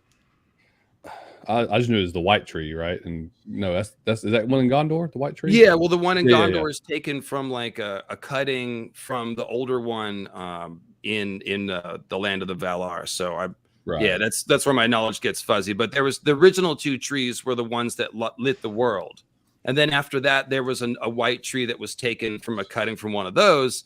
That white tree is the one actually in Numenor, and part of our Pharazôn's great sin is that they burn the white tree of Numenor, which I believe is Nimloth. But it is Elendil, I believe, that it's either Elendil or Isildur that sneaks in and takes a cutting of the white tree before it's totally dead. And that is what becomes the white tree of Gondor. So it's a very important magic tree yes. lineage. And obviously white magic trees, we're thinking of weirwoods too. So that's partly. Yeah, I'm sure that's what George based upon the weirwood. By the way, I was going to say, it's funny, people are always going on about cultural appropriation, and I mentioned this in my last stream, that the weirwood tree actually is a maple tree, except for the trunk, but the leaves themselves are maple trees, which is my Canada's. Yeah, if anybody knew that, it would be you, right? Canada's. It looks like they took Maple leaf. the trunk structure of an oak tree, Yes. and put maple leaves on it, Yeah. essentially. Yeah. Although it's funny though, because I learned in England they call it sycamore trees. In Canada they're maple, in England they're sycamore trees. I thought that And was I was two different mentioning trees. because Sansa she wears the keys of the tree on her as a brooch, right, David, to fasten her gowns. So when I was calling it a maple key, someone said, "Oh, it's a sycamore key," and I'm like, "Oh, really? Okay." And then I learned that it's actually sycamore in England. Sorry, and I'm Well, David. tree folklore is Tree folklore is very cool. it's a tangled canopy. Okay, so because it was funny because I was mentioning before you came on, David, because my husband's like, "Wait a second, how come Galadriel came back?" And I said, "Well, they called her back because she was just only like I think some people thought she might have been on the boat, but no, I was like, no, she's just on a rowboat going there." And someone just said, "Wait, come back," so she did. Yeah. What did you think of my idea about if you heard me earlier mentioning that I thought Galadriel might have like some social skills impairment? What did you think about that idea? I mean, I think about this a lot sometimes as someone who has ADHD and is an aspiring writer. I think that mostly what writers do when they want to draw on that kind of influence for their character is it's just going to be like, I don't know that most writers decide like, well, Galadriel has this or whatever. But I think that sometimes, like before we all called these various conditions by specific names, it was just common knowledge that one of your friends was a little odd, but we like him. Like for me, that's how I grew up. I only got diagnosed a couple of years ago. So growing up, I was just sort of eccentric and creative guy who couldn't necessarily sit still and do certain stuff that other people did. So I think that even without needing to label it something specifically, I think when we see a character like that is obsessed, we can go ahead and read that in if we want and say, yeah, this is one of those kind of people. Because all this stuff is spectrum anyways, like ADHD, autism, it's all on a spectrum. Yeah. It's not an either or thing really, unless you have very strong, tendencies to where you can say, oh, I'm definitely very different from everyone else. But most people have a little, like ADHD is just a more magnified condition that everyone goes through. So, Yeah, and I had a boyfriend years ago with ADHD, and like I mentioned, my son has autism. And one of the things that, this is why a lot of people who are creative have these conditions, because they're able to hyper focus, right? You're able to zone in. Like Absolutely. You can sit down for 12 hours and just write a script or work on a video or what have you, whereas maybe the average person wouldn't be able to do that. So we kind of look at it as a gift, right? These things can be gifts. So that's how I kind of feel with Galadriel, that she's just like hyper focused on this. This is her task. This is her mission. And I don't necessarily think it makes her a bad person.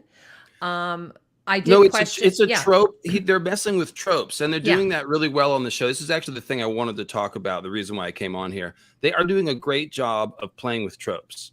So she's the elf crusader who's trying to tell everyone about Sauron. This is a very familiar role, the Cassandra essentially, right? But her role isn't the Cassandra role to like be not listened to and then die. She's obviously the hero that's trying to rally the forces against the enemy. But instead of her, that could be a too whitewashed, just purely heroic character. And so they've made her like obsessive and kind of, like I said, dehumanized. That makes it more interesting because, again, these elves live for hundreds of years, thousands of years. So what would it be like to be focused on not just a goal or a project, but an enemy for that long? Like it would turn you obsessive and weird and insular, and you would stop caring about other stuff. So I think that's the main thing that we're supposed to understand, is that this knowledge and this burden has taken a huge toll on her, and she probably have to rediscover her empathy and connection to her fellow elves in order to, save the day and become a hero. So that gives her an arc. And same thing with Theo. Theo is the boy who finds a magic sword in his stable. He's Rand Thor, but it's an evil sword. And Theo, yeah, we were talking about it. Sorry, he's Dave. In Mordor, pre-Mordor. Sorry, Dave. We were talking about this in the first. Am I okay? We were talking about this in the first stream that we did. Remember Farhan? We were equating it with like he's found this sword, and it's kind of like he has a dirty magazine, like he has and he's keeping it hidden. I think it was.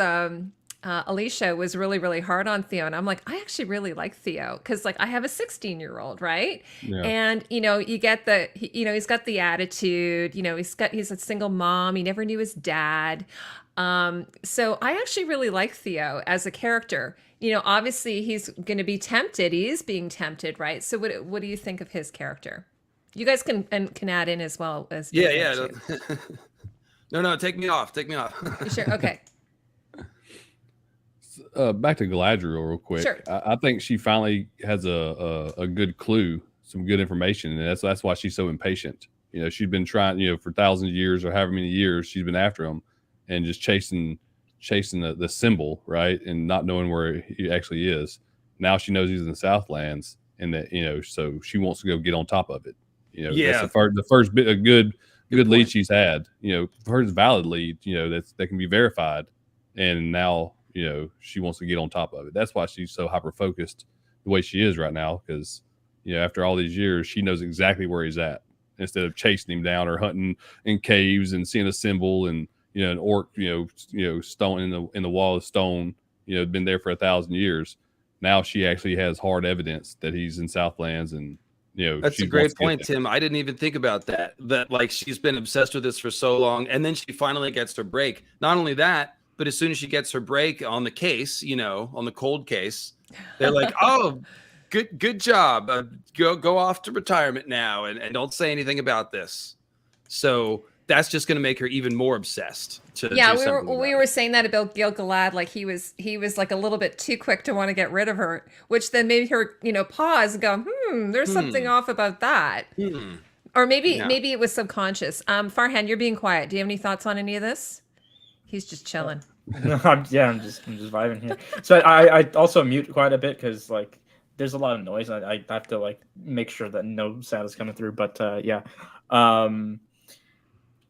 thoughts on like how she's reacting, or just Gil-galad? Yeah, just like that she's like the Nancy Drew, and now she's got this extra piece of the puzzle, and she's like, okay guys, come on, let's get on with it. I know where Sauron is. Let's go. No, I mean it's totally understandable. I think a lot of people are who are like, oh no, she's being too much of a, like, at times I kind of somewhat agree that maybe she's a little bit of Mary Sue, but I don't know, like that's just the whole like once well, or then David's twice a Mary maybe, Sue. but yeah, like I don't really have much of an issue. I'm just saying, like, yeah, some people really have an issue with her. I don't, especially the way that she acts. Like, again, even though it's been like thousands of years since and she's lost all those people. Like, I mean, she's, like you said, like she's got a lead. She wants to get on with it. She's tired of. I'm sure she's had her, like, she's been diplomatic in the past several times, but now she's just tired of it. She's had to put up with a lot of shit. So, yeah, and then obviously being sent like away, and then being like when she finally gets it, it's yeah. Great point, you guys. What did you want to say, David? Well, I think that I just think that the politics of that scene were really good. Like the whole thing where they're pretending to honor her, but really they're putting a different conclusion on her report. Because Gil-galad stood up and was like, and there's no threat and everything's good. Thank you, Galadriel. And Galadriel's like, that's not what I said. So, but that's what happens in real world politics. So I thought that was awesome. I had a different thought. It slipped out of my brain, but I wanted to come back to Halbrand and his Sauron-like nature. So like I said, interesting hook, all these maybe Saurons, but I think the thing to pay attention to is the way the characters are acting. So I thought the stranger could be Sauron because his magic seems evil. He's in a childlike state. He's obviously lost his knowledge of who he is, which is an interesting thing to do to any powerful wizard. I like that. But, he kills the fireflies. He breaks the leg of the hobbit or whatever. So clearly his magic has a dark edge. If it's Gandalf, then they must be trying to show us that Gandalf has the potential to go dark like Saruman. And maybe they're showing us that. I like In Deep Geek's theory that it's a Balrog.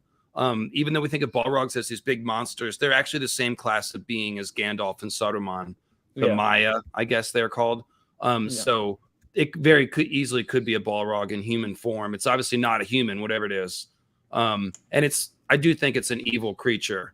I think that the twist is really? By taking an evil person and putting it in a childlike state, that makes it interesting instead of just transparently evil. So it's a good way to to mess up the trope and make it more compelling. And also we know that like why is this potentially evil character paired with these innocent hobbits? It's because anybody else would be more on guard with this person. So by putting them with the hobbits, it allows this wizard character to remain in this childlike state, and no one's really going to mess with him. So that's pretty fun. But Halbrand is the one, because Halbrand is acting like Sauron. Sauron is glib of tongue. He's a deceiver. He is the ultimate. Like, we talk about Grima Wormtongue, but Grima Wormtongue is like, yes, master, you should do this. Sauron is like a much prettier version of that. So he corrupts our Pharazôn and brings down Numenor. But the way that he does it, he's captured. Like, the Numenorians go to Middle-earth, they defeat Sauron, they bring him back to Numenor as a captive, but then he begins running his mouth, and pretty soon he's running the show, and he's become Pharazôn's advisor. He's the one that obviously advises Pharazôn to burn the tree and defile all the old traditions and all that. But the point is that Halbrand is doing Sauron's stuff. He is glib of tongue. He can turn people that are against him in his favor, but he's also deceiving people and double-crossing people. And the important scene was when he advised our Pharazôn not to mess with Galadriel in that scene, right? Because not only did he say, I wouldn't do that if I were you, he said, oh, well, if you know where she's going, then you don't have to, blah, blah, blah. So basically, he also told Pharazôn where she was likely to be going. So we can already see this Halbrand character manipulating Pharazôn. And that's exactly what Sauron's going to do. And when Halbrand is walking around Numenor like, oh, this has so much potential, that just seems like foreshadowing for when Sauron ends up coming back to Numenor in a later season, it would be, and corrupts it. So that's why I like Halbrand as Sauron, is because thematically he feels like Sauron. Well, David, did you hear me mentioning this earlier? Like years ago, they were talking about, that George W. Bush Jr. was the devil, and people said, no, if there was a devil, it would be Obama. It would be Obama. Yeah, it would be Obama. Someone who's charming, someone who, and I'm taking that in a non-QAnon kind of way. No, right. Totally, of course. Kind of like if anyone's ever seen The Omen, so it's the diplomat who ends up being the devil. Well, the devil's advocate is the my devil's favorite advocate. Yeah, or the that. devil's advocate, exactly. Yeah. So, I love Sam Neill as the devil in The Omen. I don't know if you guys have seen Omen 3. Sam Neill is great. Al Pacino. Al Pacino. Sam Neill. Event Horizon is my favorite creepy Sam Neill. Okay. So, and then the other thing I wanted to say that you've just sort of made me think about this whole thing about Galadriel kind of be like the sky is falling. It reminds me of the movie Don't Look Up. You've got these two scientists who are like, there's this threat that is going to kill all of humanity, and they go on TV and everyone's like, oh yes, why are you so negative? It kind of reminds me of that. What do you think of that idea? I like that. Yeah, Minty and I was in the chat. We just watched that movie recently, and I was I was late on it, but I was like, oh yeah, this is great. This is absolutely what would happen. I mean, 100%. Devastating. But yes, you see the pressure that it exerts on the various characters. And that was the great thing about that movie, is all the different characters who had this knowledge, they all went different ways with that pressure. They all did kind of increasingly weird and disassociative stuff, but based on their own personality and their own circumstances. So yeah, I think that I think her character is very believable. Again, to have hundreds of years to obsess about something, what would that do? We don't even know. We don't have that long to obsess about stuff. But one thing I remembered what it was that I forgot that I was going to say, which is the whole Mary Sue debate is very overwrought and overworked and overdone, and it has completely jumped the shark. We're watching fantasy about heroes. They're supposed to be heroic. They're supposed to dodge the arrows. They're supposed to. This is what we're here to watch. I don't know why people get so hung up about this. And I'm not talking about anybody on this stream, obviously, but you see it. You see all the hand wringing. Oh, Damon should have. It's like, well, really? Are arrows that accurate on a battlefield with smoke and rubble, and he's sprinting at top speed? And as soon as he slowed down, he got hit with like 3 arrows. So was it really that unrealistic? Like, no, he's supposed to be Achilles in that scene. That's what we're supposed to absorb is the emotion of it, the theme of it. Daemon is going on a one-man crusade because he wants to have the credit. It's very selfish, but it's also kind of heroic. That's Daemon. So Galadriel, same thing. Like, she's an elf. She's hundreds of years old. I don't see a problem with her chopping down some foes. Now, I do think the other elves should have done better against the cave troll, and that's what made it feel weird.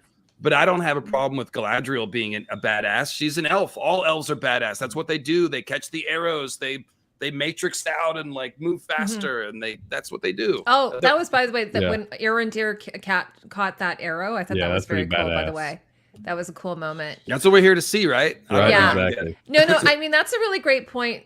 Because about it being a fantasy story, and this is really what we're here for. I think sometimes though.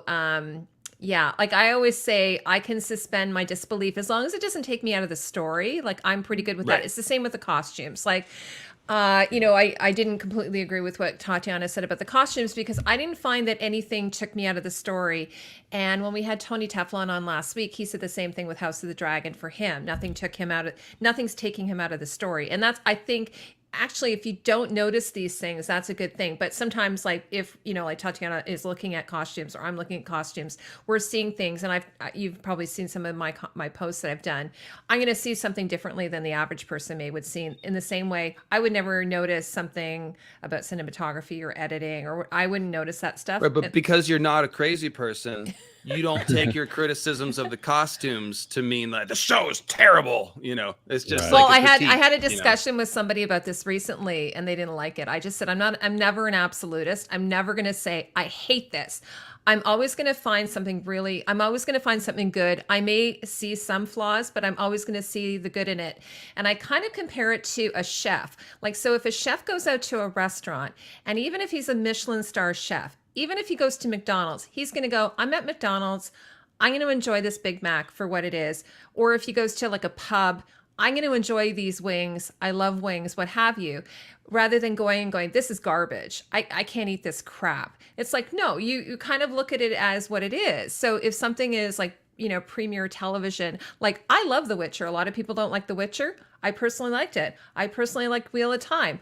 I just love these fantasy stories that are being told. Now, are some of them like, Emmy award-winning nominated style shows? Maybe not as much, but it doesn't mean that I'm going to go, this is total garbage, right? So like Farhan, he was kind of like, well, like I'm not super jazzed about this, but I'm not like hating on it like some of the fandom is doing, right? Sorry, yeah, I just totally went agree. off on a rant there. I totally agree. Sorry, and guys. I think when you think about story writing, it makes it easier to do that because you can identify the things that are working. I do think the show is a little bit uneven. There's a couple of moments that are sort of misfiring or don't seem completely gelled in with the world, as far as consistency goes. I think some of that may iron itself out or it may not. I don't know. But there are a lot of things that are working, particularly a lot of the character conflicts are working for me. So I'm enjoying the show for sure. But yeah, it's fantasy. Like people complained the first dragon we saw in House of the Dragon, like, oh, it wasn't perfect. It's like, well, dragons aren't real. I didn't see that there's an example. I didn't even notice. I honestly, like some people are like the CG. I'm like, I have no clue. I do not notice this stuff. Tim, Farhan, what do you guys think about what we're saying here? Tim, you go ahead. The like on House of Dragon, the CGI that one dragon looked really weird when after Damon smashed that guy that wanted his help and he flew off. The CGI looked really weird about in that scene. Well, it's on top of my head right now. I want to fall back to the Stranger real quick. I've been waiting to say this. So if you see him drawing that symbol he's drawing, it's like a sideways Gemini symbol, right? That's the same symbol that Gandalf drew on the door at Bilbo's house in The Hobbit. Mm. So that's why I'm sure he's not Sauron, unless that's just a mythical symbol that all wizards use. But Gandalf has drawn that before. We have a visitor. In the scene. Yeah, she was crying out in the darkness of the other room, so I had to bring her out. Well, Tim's cat is she's in heat right now, but we haven't heard a peep from her. Yeah, it's you can see in the background that bathroom door. Yeah, it's so bad. Cats can make some crazy sounds. Yeah, they can. So my neighbor's cat will hear it. They have a male cat, so he'll like mark their house when she hears my cat going into heat. He'll like mark his territory and just pee all over their house. Like, hey, Oh, look, God. can y'all shut y'all's cat up, please? Because my cat won't quit spraying the furniture. It's terrible. It's funny when I saw that symbol that I thought it was a trident. That's what I thought it was. It's a well, no, the Sauron symbol is a trident, but the one that the stranger drew was like a sideways Gemini symbol, right? It's like a line. Oh, you're talking about the string and the one he drew when in he the made sand. the fireflies. Yeah, and he made the fireflies go in the same pattern. Oh, the constellation in the sky. Yeah, it was the same as what he drew on the ground in the sand. Now there was something about that, David, about how maybe you can explain this, how a wizard can come out of a constellation or come out of the stars. Well, that's how we know, that right? and I recommend Indeed Geek's video on this because he's got this lore down pat. But that's how we know that it has to be a Maya, one of the Gandalf, Saruman, Balrog class of beings, because that's the only kind of being that could do that besides something higher, which would be like the Valar themselves, and they don't come to the Earth. So yeah, the Valar is just there chilling. They're not gonna bother doing anything. So that. Right, exactly. So that's the fact that it's a starfall means that it has to be a totally magical being like that. Right. Is he trying to tell him that's where he came from, the stars, or is that his specific symbol, right? Is that Gandalf's symbol and that's they just told us and nobody knows it yet? Or I'm definitely curious to see what they do with that. They've got me interested in that for sure. I can't wait to see more of them actually. Yeah, I thought, it's funny. This isn't connected and nobody thought the same with me, but I thought he looked kind of like a Jesus figure. For sure, yeah, with the beard and the long hair, and all wizards do though, don't they? Yeah. What's that? And don't all wizards look like Jesus? A lot of people compare Gandalf to a young wizard looks like a Jesus figure. Sorry, what's that, Farhan? A lot of people like to compare Gandalf to Jesus anyway. They do. Okay, I didn't even know that. When he's like, because he returns after his death. It's just because Jesus was what, like 28 or something, and he was a carpenter, and he wore, we always see him in like rough clothes and a beard. So that's what he just, when he that blanket thing is actually sort of, he fashions it into a bit of a robe, right? Yeah. So, but I mean, obviously that's not what Tolkien intended to do that comparison, but a lot of people Gizzard. That sounds kind of vulgar. Well, I was gonna say the only person I compare to Jesus is Chris Cornell. In his Jesus Christ pose. Shout out Old Soundgarden. But we've also got Obi-Wan, Space Jesus. That's true. Space Jesus, yeah. Yeah. The young Obi-Wan, that's right. But his beard isn't long. It doesn't feel long enough. It feels too nicely groomed, Yeah. Whereas, so one thing I noticed about the stranger and this idea that he's a star that's fallen to the earth is they've obviously mentioned Eärendil several times, who is of course the elf that became Venus, essentially. And this is something I knew a little more about because there's tons of Venus mythology in A Song of Ice and Fire, Lightbringer, and all that stuff. And he's taken a lot of that from Tolkien. So I'm not sure what they're doing with the stranger because it's obviously that's a new creation or at least a new entrance to an old character, if nothing else. But the fact that they've made it a starfall and an inverse of Eärendil being placed among the stars is very interesting. And I'm dying to see what they do with that because they've mentioned Eärendil twice now at least, so it's something they want you to think about, like beings can become stars or they can come down from the stars. So it was an elf that became a star, but by the act of the Valar, and so here we've got some other Maya or something that's come down to Earth. So I don't know where it's going, but it's obviously they're meaning to parallel those things. Yeah. Hi, Stephanie. By the way, I want to thank everyone who's been in the stream and leaving such great comments. It's been like a really great stream so far. So this was sort of an interesting stream because we started off with Tatiana, who's in the middle of a hurricane or something in her country. And then we were supposed to have Tony Teflon, who didn't come, but that's okay. We had him on the show last time. And we've got David's you're going to be doing the House of the Dragon with us in a couple of weeks. So this is my first time seeing you. I'm so excited about that. Yeah, my past self made a promise like that, so I'm sure my future self will show up. And I figured I just saw you doing the stream. I did one Lord of the Rings stream, kind of impromptu. I just had wanted to talk about it a little bit, and saw you doing it, so I figured I'd pop in and talk about inverting tropes and That's awesome. I love that idea.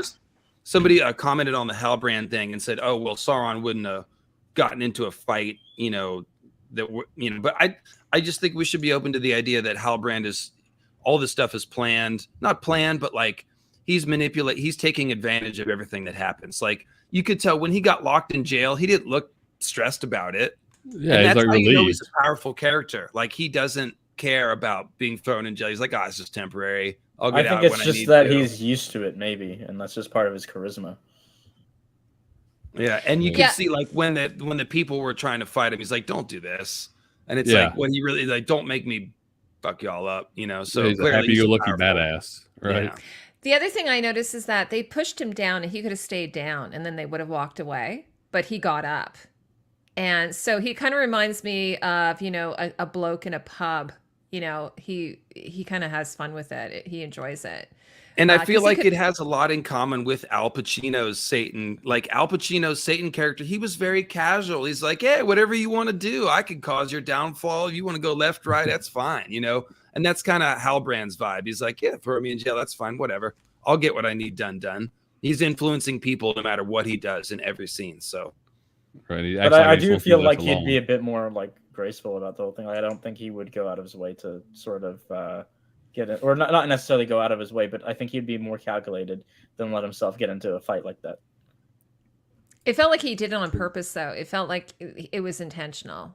I just think it's possible. I don't have a strong read on it either way, but I think it's at least possible that I just don't know how he got out of jail. Like, you notice at the end of the episode, he was sort of because because he gave up the goods to Pharazôn. He told Pharazôn where Galadriel was going, and that's one of the clues about that he could be Sauron, or at least a Sauron-like figure, is because the first chance he got, he was able to manipulate our Pharazôn and gain his freedom.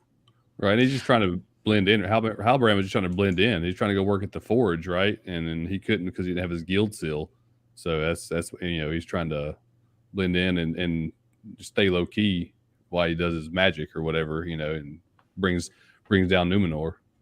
It was that line where he was looking around going, "This place has so much potential." That one just jumped out to me like a sledgehammer. I know. I said to my husband, I'm like, of all the shipwrecks in the ocean, you happen to walk in, I was kind of like, it seemed sort of like strange providence that, she would just land on his shipwreck.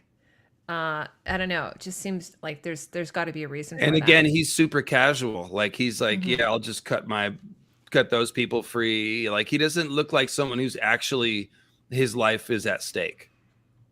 Yeah, I agree with Binti. Like I think he might just be married. Like same with like Adar. Like maybe he's just another agent. Because like again, I really do feel like if he's going to be anyone, he's going to be like the Witch King or some Nazgul. Because he mentions they mention him being a king as well. And I don't feel like they would just bring it up for no reason either. So I think I'm operating with the assumption that that's more likely, Farhan, that he probably is the Witch King. I'm sort of like saying, hey, maybe he could be Sauron. He definitely, he's doing a lot of that same stuff, but that could be like Sauron's people work in similar ways to Sauron. So yeah, I'm with you. He probably is a Witch King. That makes more sense. Or Amazon secretly has J.J. Abrams directing all of this, and he's doing the mystery box approach again, and none of this is going to be answered. Oh, David, what did you think about the idea that we might be dealing with multiple timelines? Have you entertained that idea at all? It didn't occur to me. I heard y'all talking about it. It's an interesting idea because obviously they are really trying to take events that are thousands of years apart and tell them as a part of one story. And I sympathize with that. Like anybody that even if you had all the rights to the Silmarillion, how would you do it with it spaced out so far? Like you'd have to do montages and vignettes and time jumps and stuff. So like pushing the events together is probably a neater way to handle that. So I haven't been thinking too hard about the timing of it all. I've just been assuming it's all pretty loose, but I don't know. I didn't see any clues that that's what's going on jump out to me. Yeah, I mean, I agree that it makes sense that they would do it this way. Like one way they could technically do it is, like I said, I think last time I was here, like Black Mirror style, but it just wouldn't be as interesting because you wouldn't really care about the characters nearly as much if they didn't have like a continuous story arc going through. And didn't everyone see the comet, kind of the Starfall at the same time? Yeah, they did actually. So except for Numenor, I don't know if they did. I I don't remember if it showed them. Yeah, I don't know if it was everyone, but a lot of people did at least. Yeah. That's a different that's a different part of the planet or the world. So is the like question that's a whether different- the Numenor stuff might be separate from everything else? Yeah, I don't know. That was just sort of, we just had mentioned that. I hope not. And yeah, I said I hope not, because it's like Westeros did it, or sorry, not Westeros. Westworld did it, and we were all, and then The Witcher did it. Well, so and let's it's kind figure of this out. tiring. So when you think about it, Westeros is basically Westworld, because It is, the yeah. one episode. They have a Westeros Yeah. world apparently Yeah. in Westworld, by the way. Yeah, with Really? that little Easter egg with D&D. So Yeah. I think this is all got to be on the same time, because Galadriel goes from the Gil-galad, Celebrimbor, Elrond scene to Numenor, and then we elsewhere we see those same elves interacting with the dwarves. So it feels like it's all connected. I don't think there's any I think you're clear right. separation there. Mm-hmm. And she hasn't made it to the Southlands yet, and Arendir and all them are in the Southlands right now, right? So it's all going to be joined up. pretty soon. They're all gonna, yeah. They're gonna come together. Bye, Lady Starfall. Have fun. She's going to a party. Yeah, I've got That'd one be to go nice. to here in a couple hours. Yeah. We'll wrap things up soon, because who are you planning on watching? Obviously, David, I know you are watching House of the Dragon tonight. Yeah, but before that, I got to do house cleaning, man. My Minty's coming from in a couple days, so I got to get That's everything amazing. ready. Yeah, got some vacuuming to do.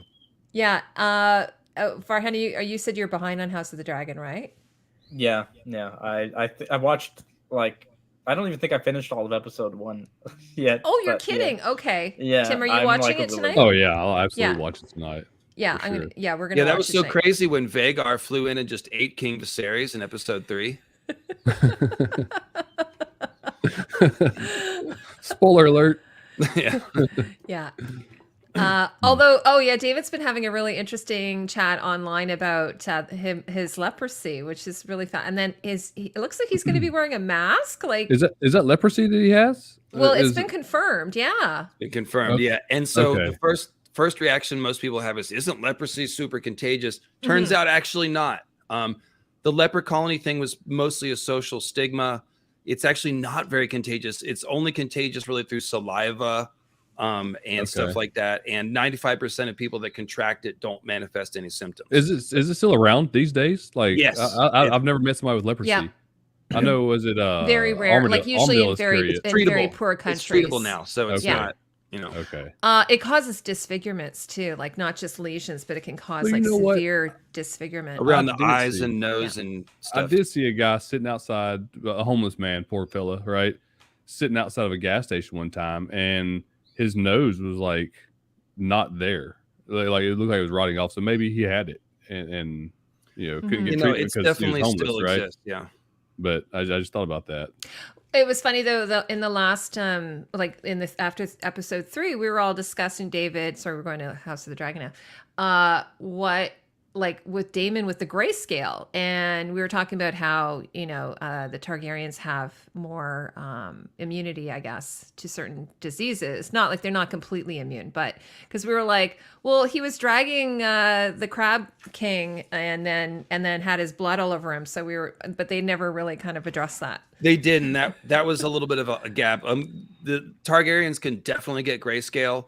Grayscale was a curse that was potentially created or used by the Rhoynar against the Valyrians. So we know that they can catch it. Okay. Originally, everyone was talking about where he was holding the corpse, but then it occurred to me, he's literally covered in the guy's blood. Yeah. Yeah, because I butchered thought him, he's right? dragging him by the hand, but then someone said, no, he's covered in his He's blood. covered in his blood. It's. Yeah, because I guess just he cut cuts his someone in head off half. with Dark Sister. What's I'm that, just Tim? assuming he took a real good shower in the seawater right Right after that. afterwards. Maybe scrubbed it off. maybe it's like what do you call it? One of those if you step on hogweed or something, but you wash it right away. pee on it? Okay, Oh no, never mind. giant hogweed, or like any of those poison ivy. Like if you wash it Yeah. right away. I Yeah, don't know. Grayscale's Poison ivy's unpredictable. pretty tough. Like in What's that, the scene where Jon Con and Tyrion fall in the river, one of them catches it and one of them doesn't. So Oh, somebody just Minty just said, spoiler, guys. Farhan hasn't seen it yet. We're sitting here. Oh. Don't worry. It's Sitting here okay. just Sorry, going off Farhan. on No, it. we were already Yeah. talking about the arrows and stuff. Sorry, Right. Farin, I didn't know. Yeah, but also I heard that part, but like most of this, to be honest, I don't know if I am like I haven't been diagnosed or anything, but I think I might have a little bit of ADHD, so I wasn't paying attention to that the Oh, whole okay, good. point. So like, Yeah. Right. Okay, good.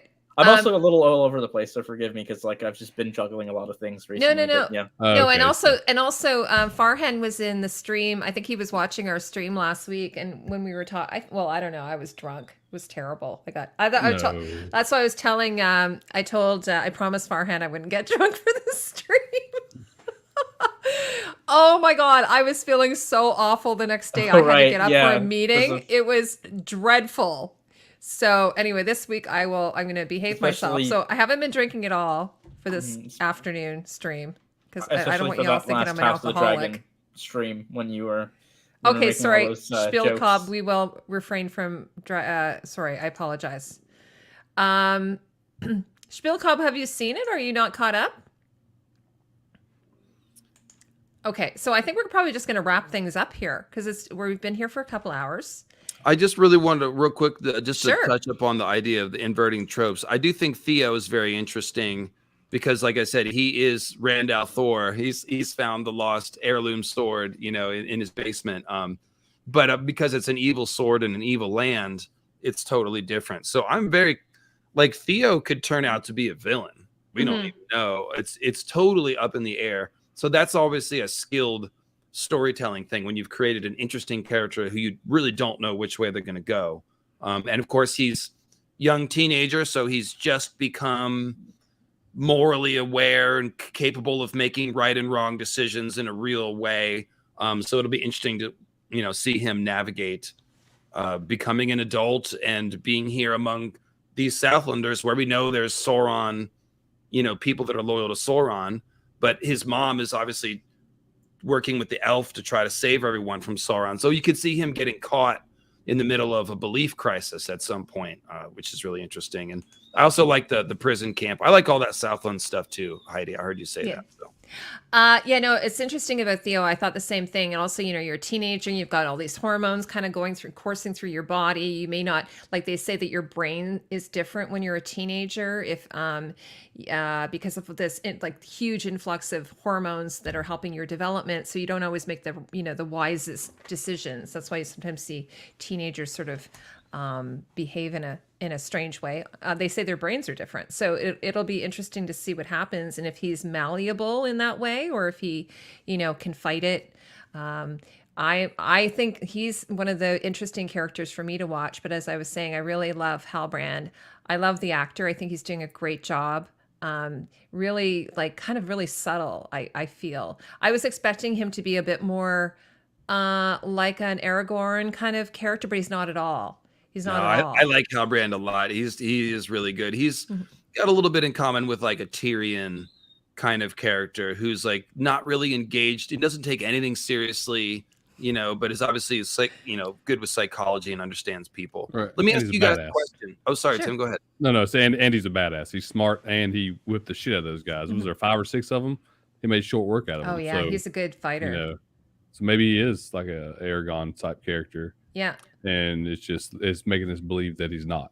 And Numenorians are supposed to be kind of badass. So like to beat up several Numenorians in the street is kind of, impressive. But I wanted to ask you guys, I'm curious to see, do you think this show is doing off-screen storytelling that we're going to find out? Like is Celebrimbor already being influenced by Anatar? And we are not seeing it. I mean, that's the thought I've had as well. Like since the first time we see him, I think it was in episode 2, was it? I was like, yeah, there's something off about him already. Like he's like the fact that he's like so adamant to go ahead and create those rings already. It really feels like he's already like, talking with him or being influenced. Why is he in him. such a hurry? He seems like really pressed about this, right?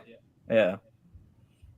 So very, very possible. I even had it's a very outlandish theory, and I don't think it really holds a lot of weight. But at that moment, like for a second, like my first thought was, what if and this was before like the latter episodes, but what if he's actually like replaced Celebrimbor, and he's actually Anatar in disguise or something, just to throw you off, because we all know of Anatar. In the moment we see him, we'll be like, yeah, okay, that's him.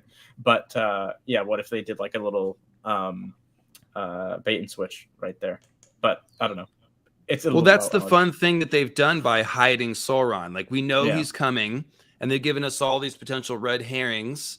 So this is fun. They've grown a little garden to hide the snake in the grass, Mm-hmm. Yeah, well, there's only 4 more episodes. So now how many seasons are we hoping to get? Like 3, 4? 5, I thought. 5. Really? Yeah. Okay. Oh, wow. Okay. It's all planned and scripted, every episode. Amazing. Yeah. Anyway, well, do you guys have any final thoughts before we head out? I think we hit everything personally. David, do you have anything else you want to say? No, I said the things that I had to bring. Yeah. Okay. Tim, do you have anything else? No, ma'am. No? Oh, wow. You guys are like Yeah, we're good. very chill today. Everyone's very chill. We haven't been drinking. That's why we usually That's talk exactly over each what other. it is. Yeah. just we wanna might say- start talking about cocks again. And I don't Oh, know no if we wanna do that. cocks in the stream. Sorry. Yeah, I just, my general take on the show was just that, like, I feel the pain of Tolkien fans who really have the Silmarillion timeline, set in their memory for 40 years or 20 years or whatever it's been. Like, I could see the show being hard to watch for them because they are playing so loose with the canon. But I do think that if you can clear the decks and just watch the show as a story in Middle Earth that you haven't heard before, it's got some pretty good potential. A lot of the characters are working, and I'm curious to see where some of these plot lines go. But in particular, Miriel, Pharazôn, and Elendil, I'm like very, very sold on those characters as being the people I thought of and, have in my vague memory. So I'm stoked. Yeah. As I said, I think it's a really wonderful time for fantasy. I think we are getting another Wheel of Time. I think Robert, the MD Geek, was mentioning that. I think The Witcher for sure. So I just think it's a wonderful time for fantasy and a great time for us to kind of all come together. Yeah, you young whippersnappers don't know what we had to watch on UPN back in the 90s and stuff. Like, Right. Come on now. Come on. So true. Oh my gosh. And even though, I used to, when I was a kid, I used to watch Spider-Man, and we hardly had any, we didn't have any Marvel. At least I don't think we did. It was all DC and stuff. Kids these days, don't know how totally. good to have it. Yeah, 50 hours of screen time. No, it's pretty great. So anyway, well, before we go, David, you're going to be on in a couple of weeks. Why don't you just tell everybody a bit about yourself before we head out? And Well, I do post-game shows. So if you watch House of the Dragon, just come on over to my YouTube channel after the episode is over, and we do immediate breakdown, answering all the questions in the chat. I take notes and try to know what I'm talking about. And so that's the fun thing to do. That's awesome. So you're doing it tonight then, right after the episode airs? Every episode, yep. So fun. Farhan's in school, but Farhan, what are you going to be up to in the next, you're coming on a stream for House of the Dragon, though. You're going to have to watch it. Yeah. No, I know. I have a lot of catching up to do, a lot of homework. But yeah, recently, aside from school, but by the way, it's gone back to in person. So it's half on in person and half online. So it's going back and forth is a bit of a thing to sort of get used to. But aside from that, and juggling school, I'm really trying my best to get out some new content as well. I'm working on a Hobbit Day video that should be up when Hobbit Day happens in the next few days, and then also one for my other channel, which is, I don't want to get without spoiling exactly what that is or what it's about and what it entails specifically. I just replayed through the entire God of War series again. For that specific reason before Ragnarok comes out, and that's cool video. Yeah, so that's kind of what I'm up to. Yeah, David, actually, Farhan and I met originally. His channel is called Middle Earth Lore, and I said to him, "Hey, do you want to do a video, a live stream together?" So what we did was comparing Lord of the Rings with Game of Thrones. We did sort of like a parallel to the stories, because of course everyone probably knows that George was a huge fan of Lord of the Rings and was. I was chuckling because I used to play God of War, Oh, did you? back on the very first version of it. Yeah, it was pretty dope. Finally, we have Tim. Tim is actually going to be doing some voiceover work for me, which is so cool. Right. I'm excited And for so that. he's going to be we're going to be working on that in the next few weeks. He's going to do like a nice intro for the live streams, outro, and then some stingers and stuff, which will be really fun. Because people a lot of times hate hearing my voice. I know because they tell me in my comment section. No, come on. They do. Oh yeah, You they have do. a really nice voice, actually, Heidi. Thanks so Yeah, much, you do. David. Yeah. No, they're like you know, it's annoying. And so anyway, I thought it would be a nice way to break it up. So Right. Tim, tell everyone where they can find you. I'm just on TikTok at TimFitsH2O, and you can find me on Instagram at TimFitsH2O_. Don't have a really big presence on social media other than that. And He's a liar. He has a huge following on TikTok. I mean, He actually- yeah, a little bit, but nothing A little bit fancy. huge. Not like you guys, right? And I'm David, I was lowly. teasing the guys earlier because Tim's sitting in a gaming chair that's green, and Farhan's sitting in one that's red and black. So I said, "So are you team black and your team green then?" I just thought that might have Yeah. been. I This don't know. chair's It's I completely got a wrong. lot of miles on it. You can see the like the green trim is starting to wear off. It's on the side. It's like I have mine's from IKEA. I just have a white chair because I'm like I don't know. I like white, and I have white curtains. I need to do a set. I'm an Amazon shill, clearly, by several YouTube comments, Yeah. which is where I got this chair from a few years ago. Oh yeah, So, did you get it from yeah. Amazon? Yeah, I did. By the way, same. I took a picture. So I'm not a shill, even though people might call me a shill, but Amazon actually sent me a Lord of the Rings Alexa. And it's so Yeah. cool. So you can ask it, it'll play, like it'll give you Lord of the Rings recipes and it'll play the soundtrack. And it works like a regular Alexa. And I said to it yesterday morning, Alexa, what time is it? And it was a guy. And I'm like, oh, it's a guy. So I don't know what happened there, but they somehow knew to give me a male voice rather than a female voice. Isn't that funny? that's pretty cool. But it's pretty cool. Okay, so anyway, I'm going to let you guys go. I want to thank everyone for coming out. As always, wonderful chat. You guys always contribute such great ideas. I always say you're much smarter than I am. So, David, thank you so much for coming and popping in the last half. You really brought a lot of wonderful energy to this. I really Right on. appreciate it. Cool. Okay, thanks so much for Farhan and Tim as well. Okay, All right, take care, thanks for having everybody. us. Yeah. All right, nice to meet you guys. Cheers, You everyone. too, buddy. Take care, Bye. man.